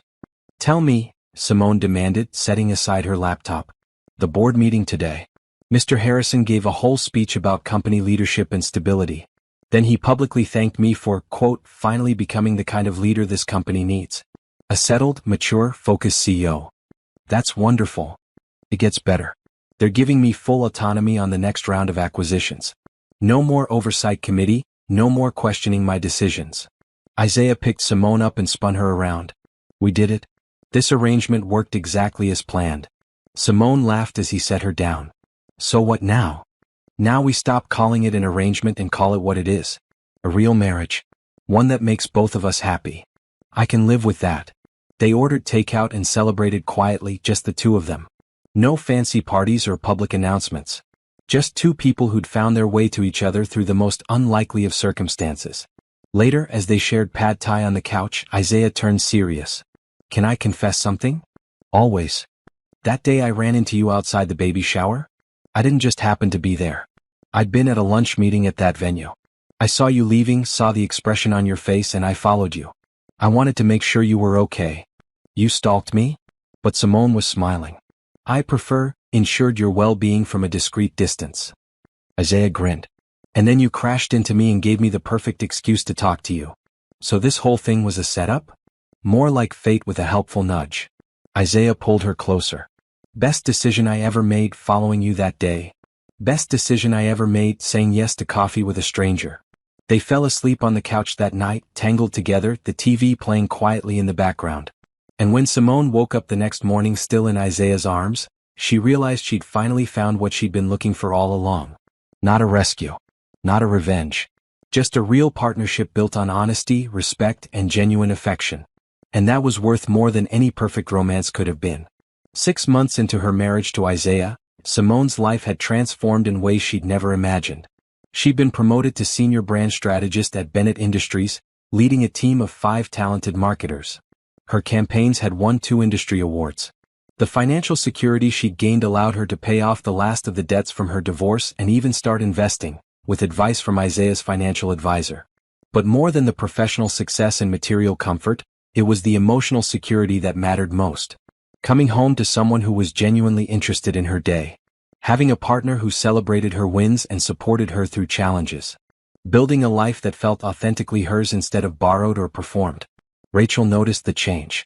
You're different now, she said one afternoon during a coffee date. Her daughter slept peacefully in a stroller beside their table. More confident. Like you finally believe you're worth all the good things happening to you. I feel different, Simone admitted. For 7 years with Trevor, I was constantly trying to be enough. With Isaiah, I just am. It's enough by itself. That's what marriage should be. Partnership, not performance. Rachel took a sip of her latte. Though I have to admit, I had my doubts at first. Everything happened so fast. I know. I had doubts too. But sometimes fast is right. They spent the afternoon shopping for baby clothes. Rachel insisted she needed more, though her daughter had an entire closet full, and talking about everything and nothing. It was normal and comfortable and exactly what Simone needed. A reminder that she still had her own life, her own friendships, outside of being Mrs. Isaiah Bennett. That evening, Simone was at the office late finishing a proposal when her desk phone rang. The front desk security guard. Mrs. Bennett, I'm sorry to bother you, but there's a gentleman here asking to see you. Trevor Hayes. He says it's urgent. Simone's stomach dropped. I'm not available. Please ask him to leave. I tried, ma'am. He's being quite insistent. Says he'll wait all night if necessary. Call building security if he won't leave voluntarily. I don't want to see him. Simone hung up and immediately texted Isaiah, who was traveling for business in Chicago. Trevor showed up at my office. Security is handling it. I'm fine. His response came within seconds. Do you want me to fly back? No. Stay. I've got this. But her hands were shaking as she gathered her things. She'd known this moment might come eventually. Trevor had seen her success, her marriage, her transformed life. Of course he would show up with some excuse or demand or manipulation. She called for a car service instead of using the subway, not wanting to risk running into Trevor on the street. The guard at the front desk confirmed that building security had escorted Trevor out. He'd left shouting something about Simone owing him a conversation. Simone didn't owe Trevor anything. Not her time, not her attention, certainly not an explanation for her happiness. At the penthouse, she poured herself a glass of wine and called Isaiah. He answered immediately, concern evident in his voice. Are you sure you're okay? I can catch the next flight. I'm sure. Really. I just needed to hear your voice. Simone curled up on the couch. He looked terrible from what the security guard told me. Desperate. Good. He should be desperate. He threw away the best thing he ever had. Isaiah's voice softened. I miss you. This conference is boring without you here to mock the terrible presentations with me. I miss you too. When are you back? Tomorrow night. Late flight lands around 10. They talked for another hour about nothing important. Isaiah told her about his day, the clients he'd met, the steak dinner he'd had that was good but not as good as the Italian place they liked in their neighborhood. Simone told him about her progress on the new campaign, about Rachel's baby starting to smile, about the strange craving she'd developed for pickles and ice cream. That's a weird combination, Isaiah noted. Don't judge my snacks. They judge your black coffee habit. After they hung up, Simone felt better. More grounded. Trevor showing up had shaken her more than she wanted to admit, but Isaiah's steady presence even over the phone helped. She was about to head to bed when her phone buzzed. An email from an unknown address. Against her better judgment, she opened it. Simone, I know you don't want to talk to me, but please read this. I made mistakes. Huge mistakes. Losing you was the biggest one. Candace left me. Took the baby and disappeared. I lost my job. I lost everything. And I realized the only real thing I ever had was you. Please give me a chance to explain. To apologize. To maybe try again. We were good together once. We could be good together again. Simone read the email 3 times, feeling nothing but a distant kind of pity. A year ago this message might have meant something. The vindication of Trevor admitting he'd been wrong, that leaving her had been a mistake. Now it just felt pathetic. She didn't respond. Instead, she forwarded the email to Isaiah with a message, FYI. Not responding but wanted you to see it in case he escalates. Isaiah's reply came quickly, thank you for telling me. If he contacts you again we go to legal. No one gets to harass my wife. Simone smiled at the protective tone. She'd never had that before. Trevor had always made her problems feel like burdens. Isaiah made her feel supported. The next morning she arrived at the office to find flowers on her desk. 24 red roses with a card that read, I'm sorry for everything. Please talk to me. Trevor. Simone immediately called building security. There are flowers on my desk that I didn't order. They're from Trevor Hayes, the man who was escorted out yesterday. Can you remove them and add him to the building's banned list? Absolutely, Mrs. Bennett. I apologize for the lapse. We'll make sure he can't access the building or send any deliveries. The flowers were gone within 10 minutes. But an hour later, Simone's assistant knocked on her office door, looking uncomfortable. Mrs. Bennett, Trevor Hayes is calling repeatedly. He's called the main line, your direct line, and my extension. I've told him you're unavailable but he keeps calling back. Block all his numbers. If he continues, we'll file a harassment complaint. Simone kept her voice calm, professional, even though her heart was racing. And please document every call. Times what he said, everything. By lunch, Trevor had called 37 times. Simone contacted Isaiah's lawyer, Patricia Monroe, who immediately sent Trevor a cease and desist letter via email and certified mail. This is textbook harassment, Patricia told Simone during their phone call. If he violates the cease and desist, we can pursue a restraining order. That evening, exhausted from the constant stress of Trevor's attempts to contact her, Simone was relieved to see Isaiah's text. Landing in 20 minutes. I'll be home soon. She met him at the door when he arrived, practically falling into his arms. Rough day? Isaiah asked, holding her close. Trevor called my office 37 times. Sent flowers. Sent emails. Patricia sent him a cease and desist. I'm going to kill him, Isaiah said flatly. You're not going to kill him. You're going to help me ignore him until he gives up and goes away. Simone pulled back to look at Isaiah's face. I'm fine really. Just tired of dealing with his drama. They ordered dinner and spent the evening deliberately not talking about Trevor. Isaiah told her about the conference, about the deals he'd closed, about the funny thing that happened when a waiter spilled wine on a particularly pompous investor. Simone filled him in on the office gossip and the progress on her campaigns. Later, curled up on the couch together, Isaiah brought it up again. I have an idea. Want to hear it? Always. Let's go public with how happy we are. Social media, interviews, the works. Show Trevor and everyone else exactly what he lost and exactly how little his opinion matters. That feels petty? Maybe. But it would also make it crystal clear that you've moved on. That his attempts to reconnect are pointless. Isaiah ran his hand through her hair. Plus, I like showing you off. You're brilliant and beautiful and mine. When you put it that way? Simone smiled. Okay. Let's do it. Over the next few weeks, they became more visible as a couple.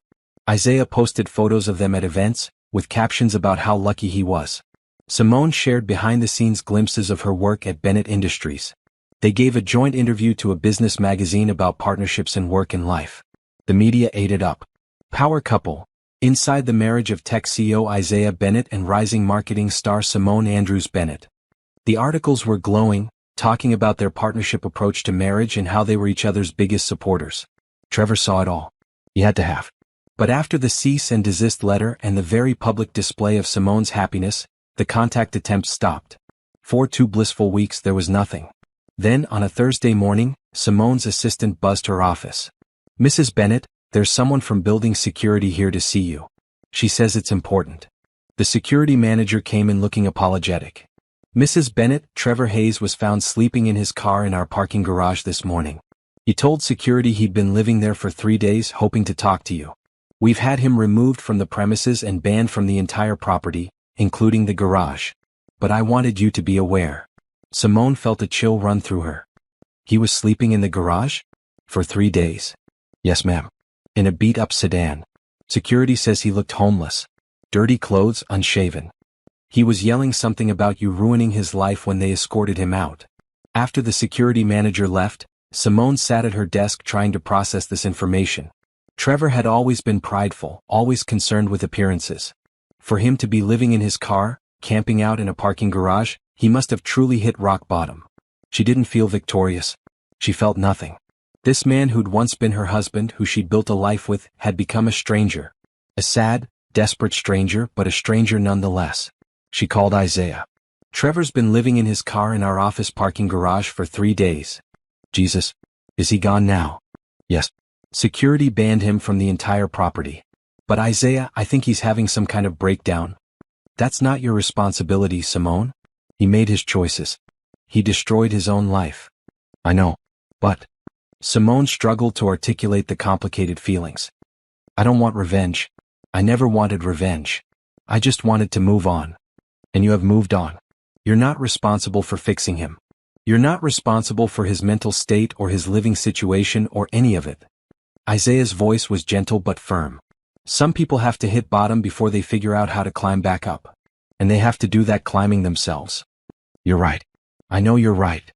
Simone took a deep breath. Thank you for being rational when I'm having feelings about this. That's what husbands are for. Well, that and reaching high shelves. Simone laughed despite herself. I'll see you tonight? I'll bring dinner. Your choice. That evening, Isaiah showed up with Thai food and a plan. I talked to Patricia. She's filed for a restraining order based on the parking garage incident. It should be approved within a few days. Is that necessary? Yes. Because Trevor's behavior is escalating. Today it's living in a garage. Tomorrow it could be something worse. Isaiah set out the food. I'm not trying to be dramatic, but I am trying to protect you. Let me do that. Simone nodded. He was right.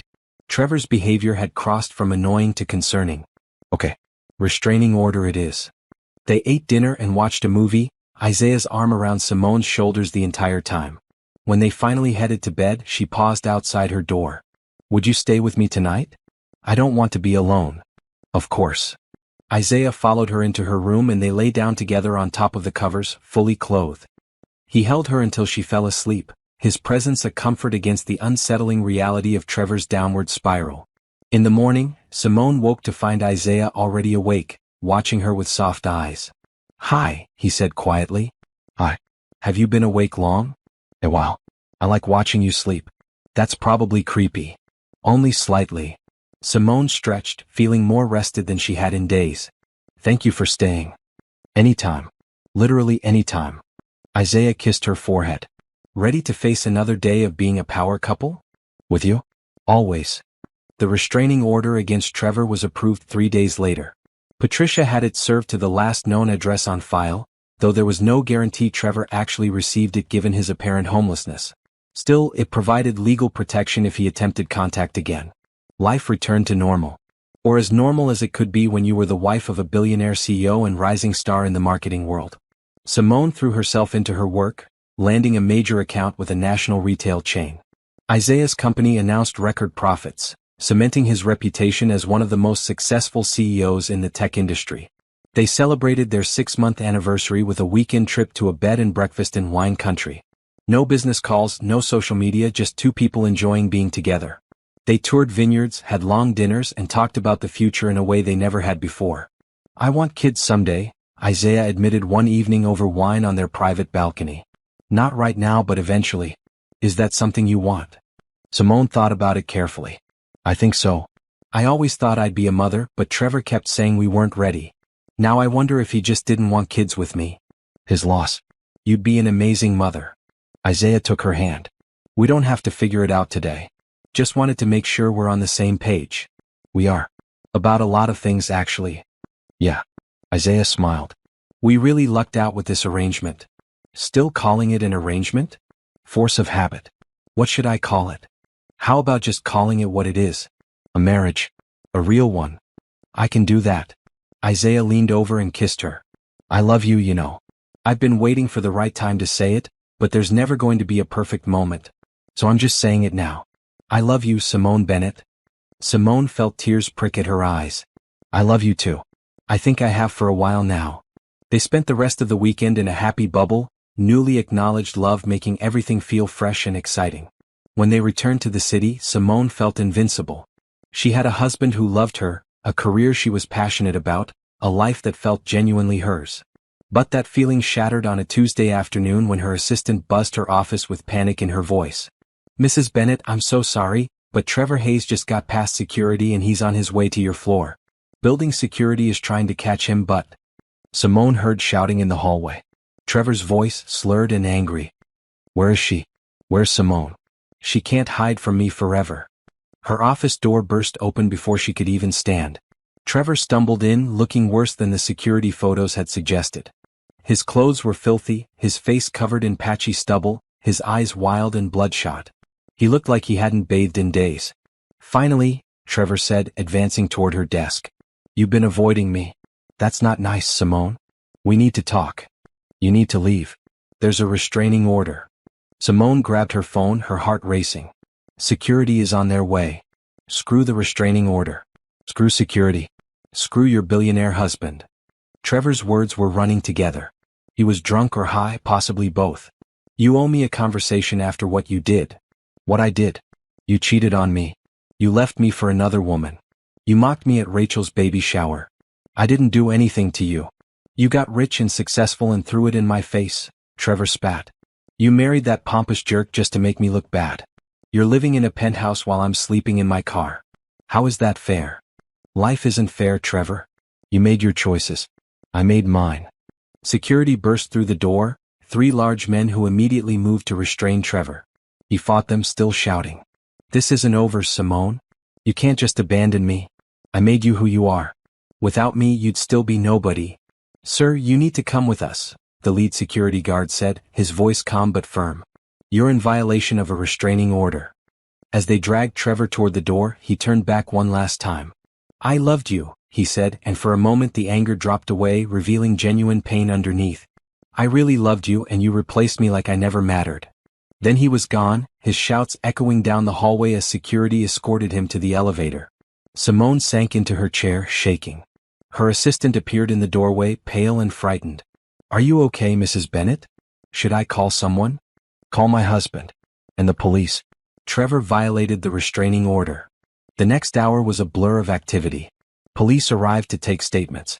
Isaiah burst into her office 20 minutes later, having left an important meeting the moment he got the call. He pulled Simone into his arms, holding her tightly while she finally let herself cry. I'm so sorry, Isaiah kept saying. I should have been here. I should have protected you better. You couldn't have known he'd do this. No one could have predicted it. But even as she said it, Simone realized they should have seen it coming. Trevor's behavior had been escalating. The parking garage incident should have been a clearer warning sign.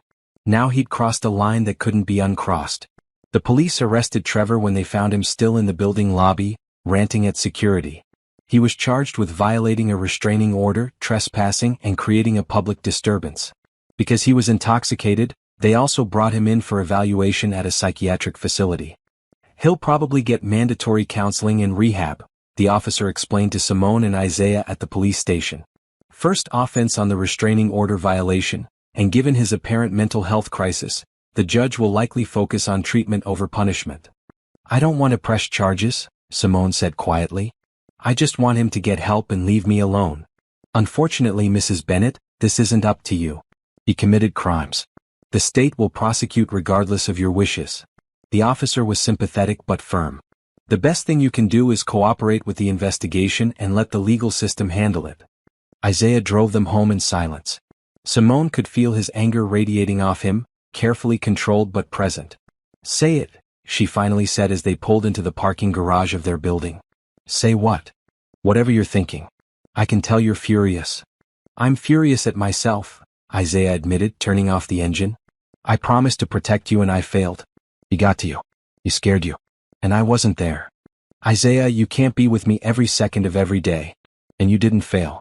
You came immediately when I needed you. You've been supporting me through all of this. Simone unbuckled her seatbelt and turned to face him. Trevor is responsible for Trevor's actions. Not you, not me. Just him. I know. Intellectually, I know that. But emotionally? Isaiah gripped the steering wheel tightly. I want to track him down and make him pay for every moment of fear he's caused you. That's sweet in a slightly concerning way. Simone touched his arm. But I need you to be rational, not vengeful. Can you do that for me? Isaiah took a deep breath and nodded. Yes. For you I can do that. Upstairs in the penthouse, Simone changed into comfortable clothes while Isaiah made tea.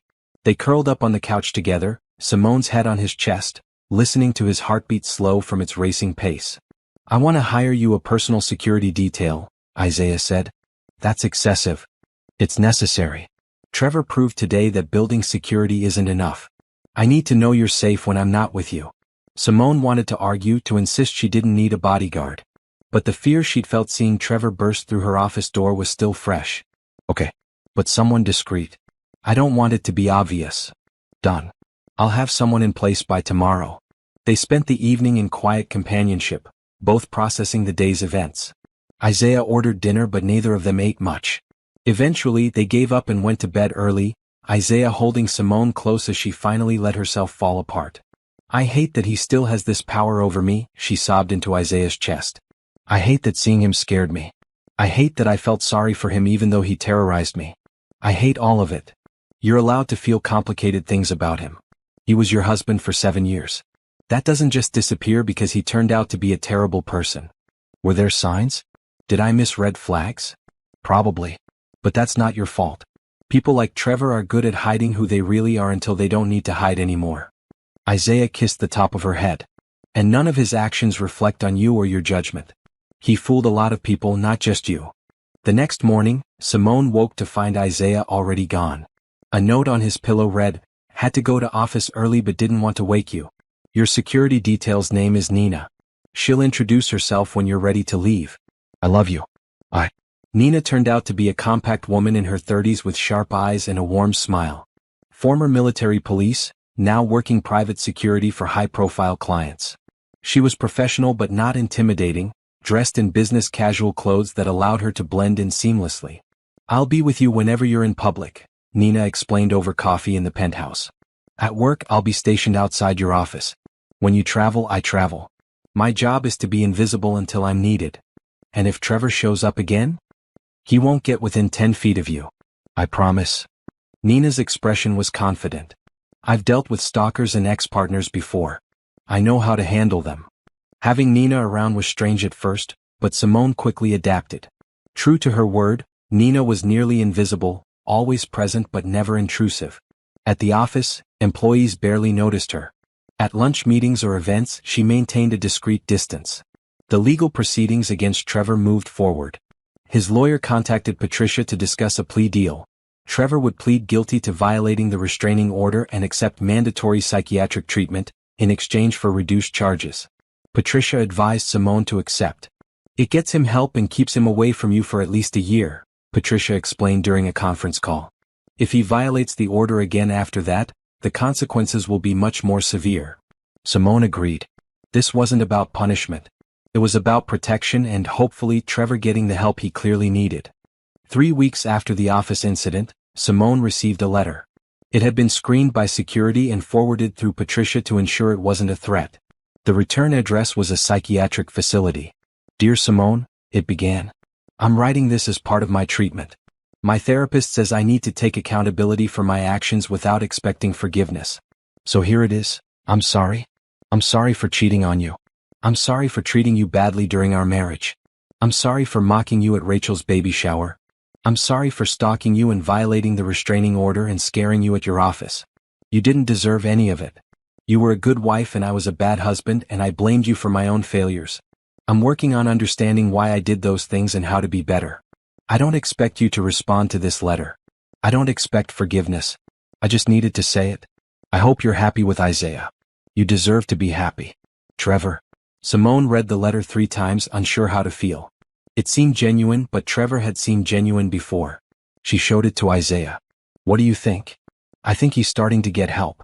Whether it sticks remains to be seen. Isaiah handed the letter back. How do you feel about it? Relieved maybe? Like there might actually be an end to all this drama. Simone folded the letter carefully. I'm not going to respond. But I'm glad he's in treatment. That's very mature of you. More mature than I could be in your position. Life slowly returned to normal. Nina became a familiar presence, eventually more friend than bodyguard. Simone's work continued to flourish, with 2 more major accounts signing on. Isaiah announced an expansion of Bennett Industries into international markets, a move that would cement his legacy in the industry. 6 months after the office confrontation, Simone and Isaiah attended a charity gala together. They'd become regulars at these events, known for their generous donations and genuine partnership. That night, Simone wore a stunning red gown that made Isaiah unable to stop staring at her. You're going to cause a scandal looking at your wife like that, Simone teased as they danced. Let them talk. I'm allowed to appreciate my beautiful wife. As they swayed to the music, Simone reflected on how far she'd come. A year ago, she'd been mocked at a baby shower, crying in an elevator, convinced her life was over. Now she was dancing with a man who loved her, working a job she was passionate about, living a life she'd built for herself. Trevor's letter had been right about one thing: she did deserve to be happy. And finally she was. 8 months into their marriage, Simone and Isaiah had settled into a rhythm that felt less like an arrangement and more like destiny. They finished each other's sentences during business meetings. They had inside jokes that made no sense to anyone else. They'd stopped sleeping in separate rooms without ever actually discussing the transition. It just happened naturally one night when Isaiah fell asleep in Simone's bed and neither of them wanted to move. But there was still one piece of the puzzle that Simone couldn't quite figure out. Isaiah was the perfect husband in every way that mattered, but there was something he held back. A wall she couldn't quite breach. She'd catch him sometimes, staring out the window with an expression she couldn't read, or getting quiet in a way that suggested deep thought rather than comfortable silence. They were on a business trip to Seattle, attending a tech conference where Isaiah was the keynote speaker. Simone had come along to network and support him, plus they'd planned to stay an extra few days to explore the city together. It was their first real vacation that wasn't immediately following the wedding. Isaiah's speech was brilliant as always. He talked about innovation and leadership, about taking risks while maintaining stability, about building companies that change the world. Simone watched from the audience, proud of the man she'd somehow ended up married to. After the speech there was a reception. Simone mingled with other marketing professionals while Isaiah worked the room. She was deep in conversation with a woman from a rival firm when she felt Isaiah's hand on her lower back. Sorry to interrupt, but I need to steal my wife, Isaiah said with his public smile firmly in place. Emergency phone call from the office. Once they were alone in a quiet hallway, Isaiah's expression changed. He looked shaken. What's wrong? Simone asked immediately. There's no emergency phone call. I saw someone at the reception. Someone I haven't seen in 10 years. Isaiah ran his hand through his hair, a gesture he only made when truly stressed. My ex-fiancée. The one who left me. Oh. Simone felt a pang of something she didn't want to name. Do you want to go back to the hotel? No. Yes. I don't know. Isaiah looked at her helplessly. I wasn't prepared to see her. To feel whatever I'm feeling right now. What are you feeling? Honestly? I have no idea. It's been 10 years. I thought I was over it. I am over it. But seeing her just brought everything back. Isaiah took Simone's hands. Can we just go? I'll send apologies to the organizers. I just need to not be here right now. They took a car back to their hotel in silence. Simone wanted to ask questions to understand what was happening in Isaiah's head, but she knew him well enough to recognize when he needed space to process. In their hotel suite, Isaiah poured himself a drink and stood by the window overlooking the city. Her name is Lauren, he finally said.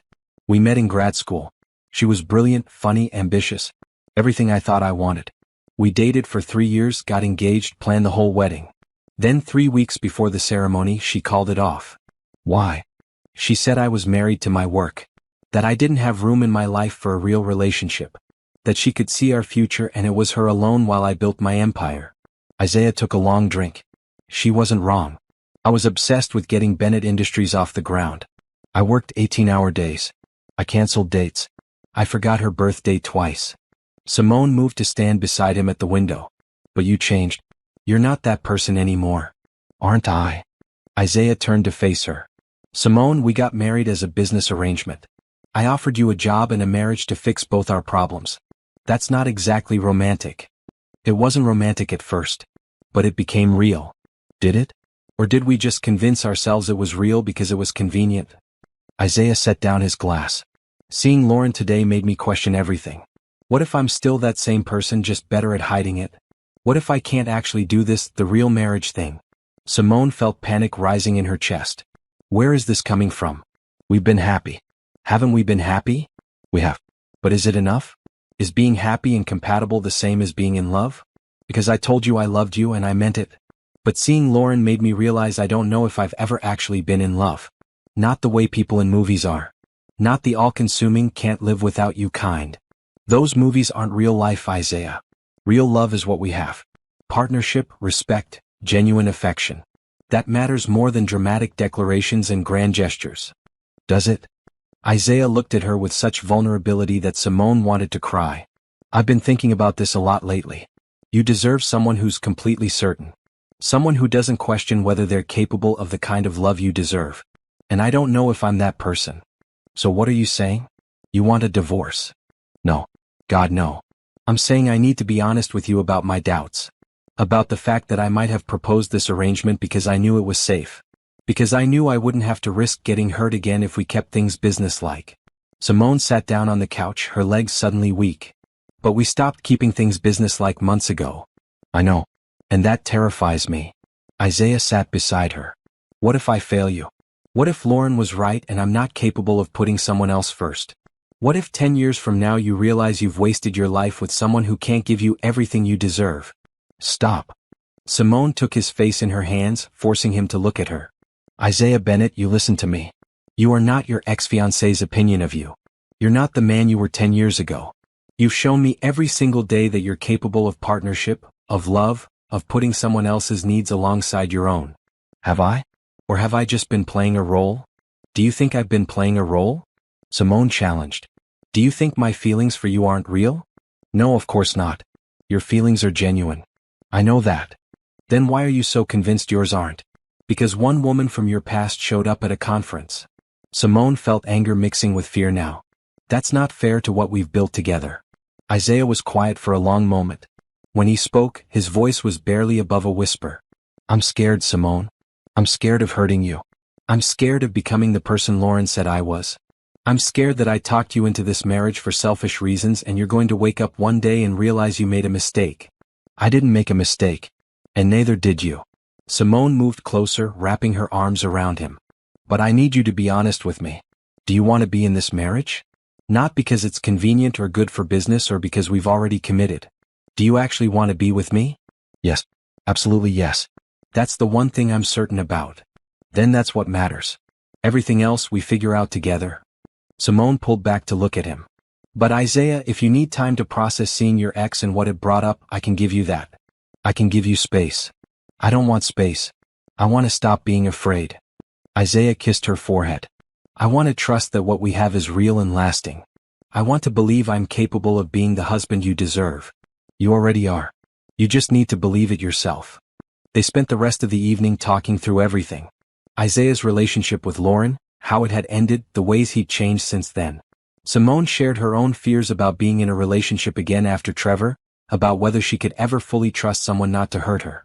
I think, Simone said as they lay in bed that night, we're both bringing baggage from our past relationships into this one. And we need to stop letting that baggage define our present. Easier said than done. Most worthwhile things are. Simone echoed the words Isaiah had said to her months ago. But I'm willing to work on it if you are. I am. I really am. Isaiah pulled her closer. I'm sorry for the freak out. Seeing Lauren just threw me. Did you talk to her? No. I saw her across the room and panicked. Very mature of me. Want to know what I think? Simone propped herself up on her elbow. I think you should talk to her. Get closure or clarity or whatever you need. Because running away and then having an existential crisis isn't healthy for you or us. You want me to talk to my ex-fiancée? I want you to stop carrying her ghost around. And the only way to do that is to face her. Simone kissed him softly. I trust you. And I trust us. Go talk to her tomorrow. Lay the past to rest so we can fully commit to our future. Isaiah looked at her like she was the most amazing person he'd ever met. How did I get so lucky? You crashed into me on a sidewalk. Or I crashed into you. The details are fuzzy. They made love that night, slow and deliberate, reassuring each other through touch what words couldn't quite convey. And when Simone woke the next morning, Isaiah was already up, dressed and clearly nervous. I found out she's speaking on a panel this morning. I'm going to go. Try to talk to her after. Isaiah was fidgeting with his tie. Are you sure about this? I'm sure. Go. Get your closure. After Isaiah left, Simone ordered room service and tried not to think about what might be happening. She trusted Isaiah. She did. But that didn't mean she wasn't anxious about him meeting with the woman who'd once been his whole world. Isaiah returned 3 hours later, looking lighter somehow. More at peace. How did it go? Simone asked from where she sat curled up with a book. It was good, actually. Clarifying. Isaiah sat beside her. We talked for about an hour. She apologized for how she ended things, said she should have been more mature about it. And I apologized for being a terrible fiancé who put work above everything else. And she told me I seem different now. Happier, more balanced. She said whoever I'm with now must be good for me. Isaiah took Simone's hand.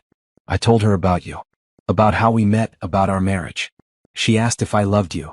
What did you say? I said yes. And I realized talking to her that I do. Really truly do. Not the same way I loved her, all dramatic and intense and ultimately unsustainable. But something steadier. Something real. Isaiah kissed Simone's hand.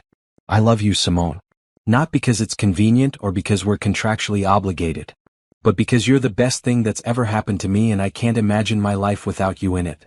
Simone felt tears stream down her face. I love you too. So much. I'm sorry for doubting us yesterday. I'm sorry for letting an ex-girlfriend make me question everything we've built. Don't be sorry. Be present. Be here with me, fully committed to this marriage. Simone wiped at her tears. Can you do that? I can. I will. Isaiah pulled her into his lap, holding her close. No more doubts. No more wondering if this is real. It's real, Simone. We're real.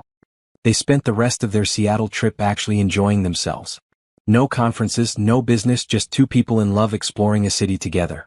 They visited Pike Place Market, took a ferry ride, ate too much seafood, and laughed until their sides hurt at a comedy show. On their last night, walking back to the hotel after dinner, Isaiah stopped suddenly. What? Simone asked. I want to do this right. The proposal, I proposed a business arrangement before. I want to propose a real marriage now. He got down on one knee right there on the sidewalk, pulling out a small box. Inside was a stunning diamond ring, different from the one he'd given her for their arrangement. Simone Andrews Bennett, will you marry me? For real this time, no contracts or arrangements or business deals. Just you and me choosing each other every day for the rest of our lives. Simone was crying again, laughing and crying at the same time. Yes. Absolutely yes. He slipped the ring onto her finger alongside the original one.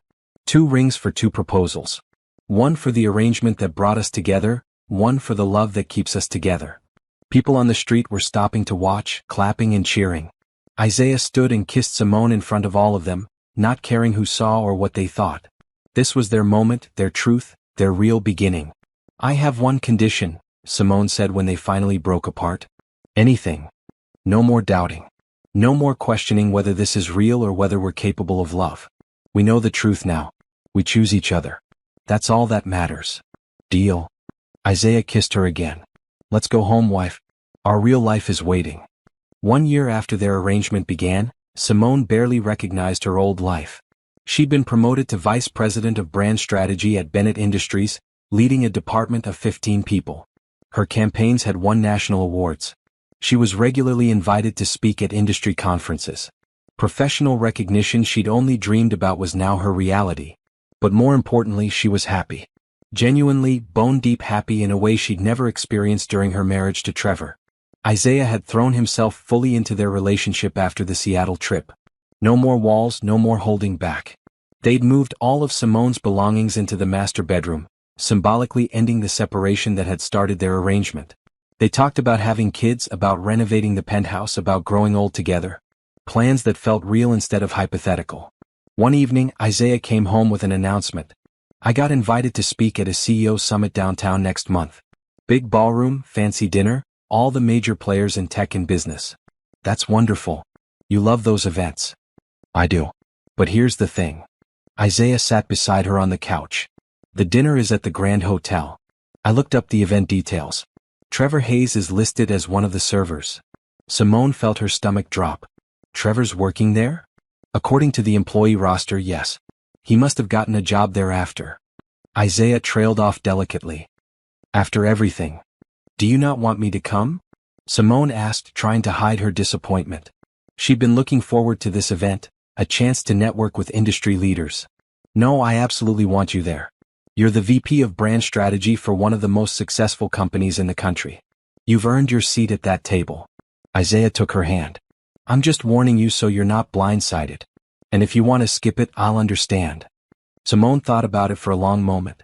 A year ago, the thought of seeing Trevor would have sent her into a panic. 6 months ago, it would have made her anxious. Now she just felt indifferent. Trevor was part of her past, but he didn't define her present or her future. I want to go, she said firmly. I've worked hard to get to this point in my career. I'm not going to let Trevor's presence anywhere affect my choices. That's my girl. Isaiah kissed her forehead.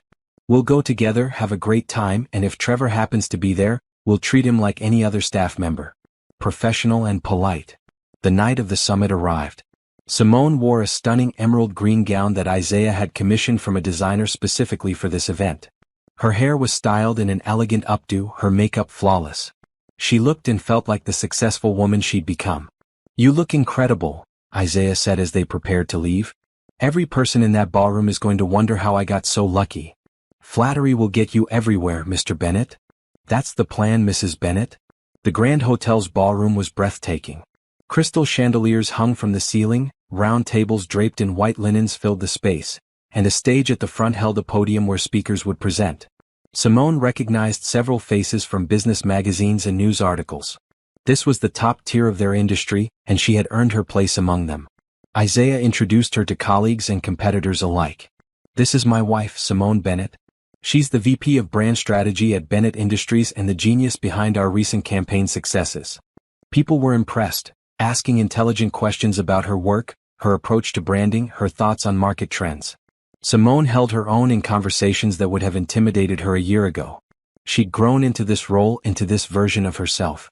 They were seated at a table near the front, a position of prominence. Throughout dinner, servers moved efficiently through the ballroom, delivering courses and refilling drinks. Simone didn't pay much attention to them at first, focused on the conversation at her table. Then she saw him. Trevor, wearing a white server's uniform, carrying a tray of salads. He looked better than he had during the office incident, clean and sober at least. But there was a defeated slump to his shoulders, a lack of confidence that was jarring compared to the arrogant man she'd once been married to. Their eyes met across the ballroom. Trevor froze, nearly dropping his tray. Simone held his gaze for a moment, then deliberately turned back to her conversation with the woman beside her, dismissing him as completely as if he were just another piece of furniture. It was the ultimate power move. Not acknowledging him at all. Trevor continued serving, moving through the tables mechanically. When he reached their table, assigned to serve their section, Simone felt Isaiah tense beside her. But she kept her expression neutral, polite but distant, as Trevor set a salad in front of her. Your first course, Trevor said, his voice strained. Thank you, Simone replied coolly, not meeting his eyes. Trevor hesitated as if wanting to say something more. But the head server was watching and he moved on to the next guest. Isaiah squeezed Simone's hand under the table. You okay? He whispered. Perfect, she whispered back, meaning it. The dinner continued. Isaiah's speech was brilliant, receiving a standing ovation. Afterward, people swarmed their table to congratulate him and continue conversations about potential partnerships. Simone fielded just as many questions, industry leaders interested in Bennett Industries' marketing strategies. Throughout it all, Trevor moved through the ballroom serving and clearing courses. Simone caught him watching her several times, his expression unreadable. Was it regret? Jealousy? Resignation? She didn't particularly care. This chapter of her life was closed. During dessert, Nina, who'd been stationed discreetly near the entrance, appeared at Simone's side. Mrs. Bennett, there's a situation. What kind of situation? Trevor Hayes approached me asking if he could speak with you privately. I declined on your behalf, but he's insistent. Says he just wants a moment to apologize properly. Simone glanced at Isaiah, who looked like he wanted to refuse on principle. But Simone found she was curious. What could Trevor possibly have to say now? And perhaps more importantly, she wanted to demonstrate that he held no power over her anymore. 5 minutes, she told Nina. In the hallway outside the ballroom. You stay visible, and if I give any signal at all, we're done. Simone, you don't have to do this, Isaiah said. I know, but I want to. This is my chance to close the book completely. She stood, smoothing her gown. I'll be right back. Trevor was waiting in the hallway, nervously shifting his weight from foot to foot. Up close, he looked older, worn down by whatever the past year had put him through. When he saw Simone approach, his eyes widened. Wow. You look amazing. You have 5 minutes, Trevor. What do you want? I wanted to apologize. Really apologize, not the mandated therapy letter. I see you now, successful and happy, and I realize what I threw away. Trevor's voice cracked slightly. I was a terrible husband. I blamed you for my own insecurities and failures. And I'm sorry. Truly, deeply sorry. Okay. Apology noted. Simone kept her voice neutral. Is that all? I also wanted you to know that I'm working on myself. I'm sober 6 months now. In therapy 3 times a week. Got a decent job here at the hotel, working my way up from the bottom. Trevor looked at his feet. I'm trying to become someone I can be proud of, even if it's too late for us. I'm glad you're getting help. I really am. But you're right, it is too late for us. Simone softened slightly. Trevor, I forgive you. Not because you've earned it, but because carrying anger and resentment was exhausting. I forgive you and I've moved on. I hope you can do the same. I'm trying. It's just hard seeing you like this, so happy with him. Knowing I could have had that if I'd been different. You couldn't have had this with me, Trevor. Because I couldn't have been this person with you. Simone gestured back toward the ballroom. That woman in there, confident and successful? She exists because I left you. Because I stopped trying to be small enough to fit into your idea of who I should be. So I actually did you a favor by being a terrible husband? Trevor's laugh was bitter. In a weird way, yes. You taught me what I didn't want. What I wouldn't accept. And that made me recognize what I did want when it showed up. Isaiah Bennett, the Billionaire CEO. Pretty convenient upgrade. It's not about the money or the status. It's about being with someone who sees my value and encourages me to grow instead of trying to keep me limited. Simone checked her watch. Your 5 minutes are up. I need to get back to my husband. Simone, wait. Can I ask you one more thing? What? Are you happy? Like really happy? Because you deserve to be happy after everything I put you through. Simone considered the question seriously. Was she happy? She thought about her career, her friends, her beautiful home. About coming home to Isaiah every night, about their easy conversations and shared dreams. About the life she'd built for herself, brick by careful brick. Yes, she said finally. I'm happier than I've ever been. And I hope someday you find that for yourself too, Trevor. But you won't find it by dwelling on what you lost. Only by appreciating what you still have. She turned to leave, then paused. Oh, and Trevor? This is the last time we speak. Please respect that. No more attempts to contact me, no more apology letters, no more anything. We're done. Completely and finally done. I understand. Goodbye, Simone. And congratulations. On everything. Goodbye, Trevor. Simone walked back into the ballroom with her head held high. Isaiah stood immediately when he saw her, concern written across his face. She slid back into her seat beside him and took his hand. All good? He asked quietly. All good. Better than good, actually. I got the closure I didn't know I needed. What did he say? He apologized. He's sober and in therapy and trying to get his life together. Simone squeezed Isaiah's hand. And I forgave him. Not for him but for me. Because I'm done carrying that weight around. I'm proud of you. Isaiah kissed her temple. That took courage. I learned from the best. Simone looked around the ballroom at all the successful people, at the life she was living, at the man beside her who loved her unconditionally. Isaiah, do you remember what Trevor said at Rachel's baby shower? About how I'd probably end up alone. Unfortunately, yes. He was wrong. I'm not alone. I have you, I have my career, I have friends who love me. I have everything I never knew I wanted. Simone turned to face him fully. Thank you for proposing that crazy arrangement. Thank you for giving me a chance to become this version of myself. You would have gotten here eventually with or without me. Maybe. But I'm glad I got here with you. Simone leaned in and kissed him, not caring who saw. Come on, let's go home. I've had enough of fancy parties for one night. They said their goodbyes and left the ballroom hand in hand. In the car ride home, Simone felt lighter than she had in years. She'd faced her past, said goodbye to it properly, and now she was free to fully embrace her future.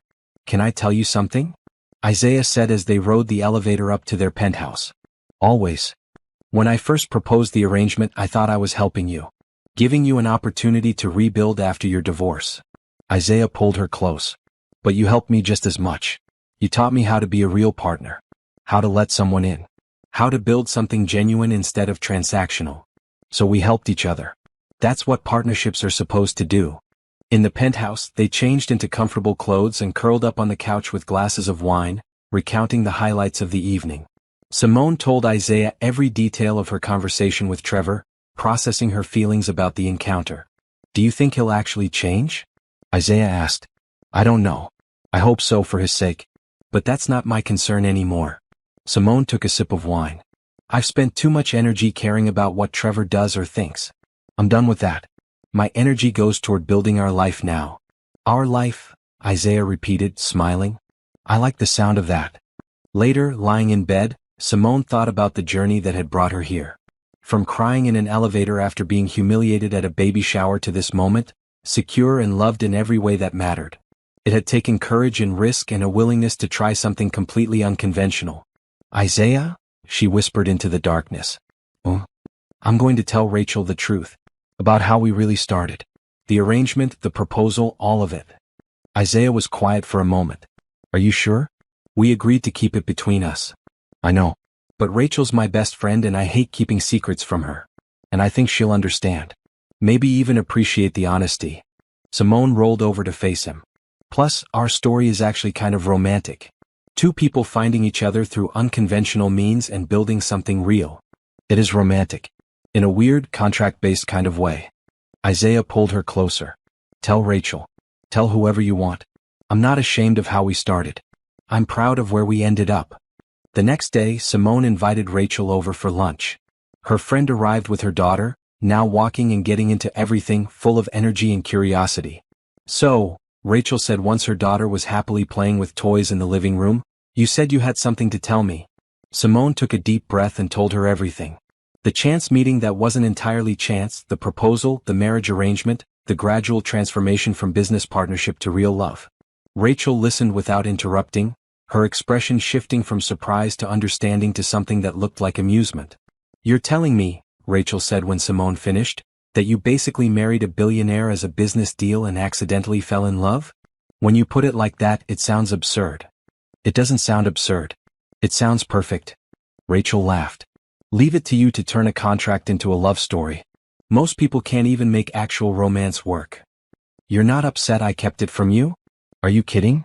This is the most romantic thing I've ever heard. You both needed something, you helped each other, and you fell in love in the process. That's better than any meet cute. Rachel looked at Simone seriously. And you're happy? Really, truly happy? Happier than I ever imagined I could be. Then that's all that matters. However you got here, you're here now. And you deserve every bit of joy you've found. They spent the rest of the afternoon talking and laughing, watching Rachel's daughter terrorize the penthouse with her endless energy. It felt good to have everything out in the open, to share the full truth with someone who cared about her. That evening, Isaiah came home to find Simone cooking dinner, something she rarely did given their busy schedules and tendency to order takeout. What's the occasion? He asked, wrapping his arms around her from behind. No occasion. I just felt like cooking for my husband. Simone leaned back against him. I told Rachel everything. She thought our story was romantic. She's a smart woman, your friend Rachel. She is. She also said we're invited to her daughter's second birthday party next month. She specifically said both of us, she wants you there. I'll be there. Wouldn't miss it. They ate dinner together, talking about their days, making plans for the weekend. Simple, domestic moments that felt more precious than any grand gesture. This was their life now.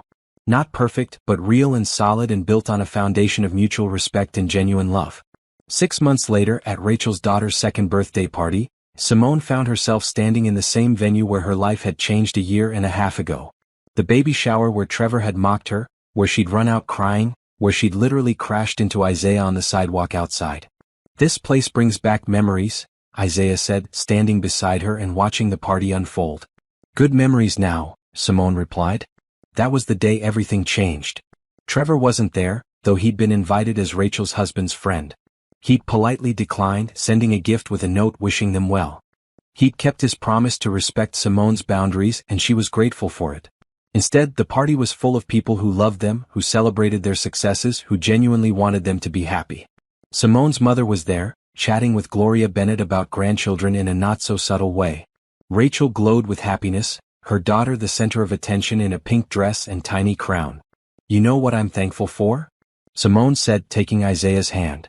What? That day when I was running away from my problems, you were standing exactly where I needed someone to be. Like fate decided to give us both a second chance at happiness.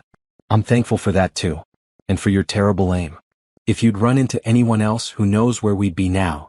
Probably both miserable in our separate ways. Probably. Isaiah pulled her close. But instead we're here. Together. Happy. Building a life that's better than anything either of us imagined. Rachel appeared then, slightly frazzled from party hosting duties. Can you two stop being adorable for 5 minutes? You're making the rest of us look bad. Never, Simone laughed. We worked too hard to get here. We're going to be obnoxiously happy about it. Good. You've earned it. Rachel hugged them both. Now come help me cut this cake before the 2-year-old stage a revolt. As they moved to help with the party, Simone caught sight of herself in a mirror. She looked different from the woman who'd stood in this venue a year and a half ago. Confident, glowing, secure in herself and her place in the world. Trevor's words that day had been meant to wound, to make her feel small and worthless. No husband yet. Probably going to end up alone. He'd been wrong. She had a husband. The right one this time. A partner who enhanced her life instead of diminishing it. Success in her career. Genuine happiness. And the knowledge that she'd rebuilt herself into someone strong enough to deserve all of it. She'd gotten her revenge, though not in the way Trevor probably imagined. Not by making him jealous or proving him wrong through spite. But by building a life so full and rich and satisfying that his opinion had become completely irrelevant. That was the real victory. Not defeating Trevor, but outgrowing the need to defeat him at all. Isaiah appeared at her side again, offering her a slice of birthday cake. What are you thinking about? Just how far we've come. And how glad I am that I crashed into you that day. Best collision of my life. Isaiah kissed her softly. Here's to many more years of accidentally finding exactly what we need in each other. I'll drink to that. Simone clinked her water glass against his. Or eat cake to it, as the case may be. They rejoined the party, laughing and celebrating with people who loved them. And if anyone had asked Simone in that moment if she'd gotten her happy ending, she would have corrected them. This wasn't an ending. It was just the beginning of the rest of her life. A life she'd chosen, built and earned. A life shared with a partner who saw her value and celebrated it every day. A life that was perfectly, imperfectly, wonderfully hers. And that was worth more than any revenge could ever be.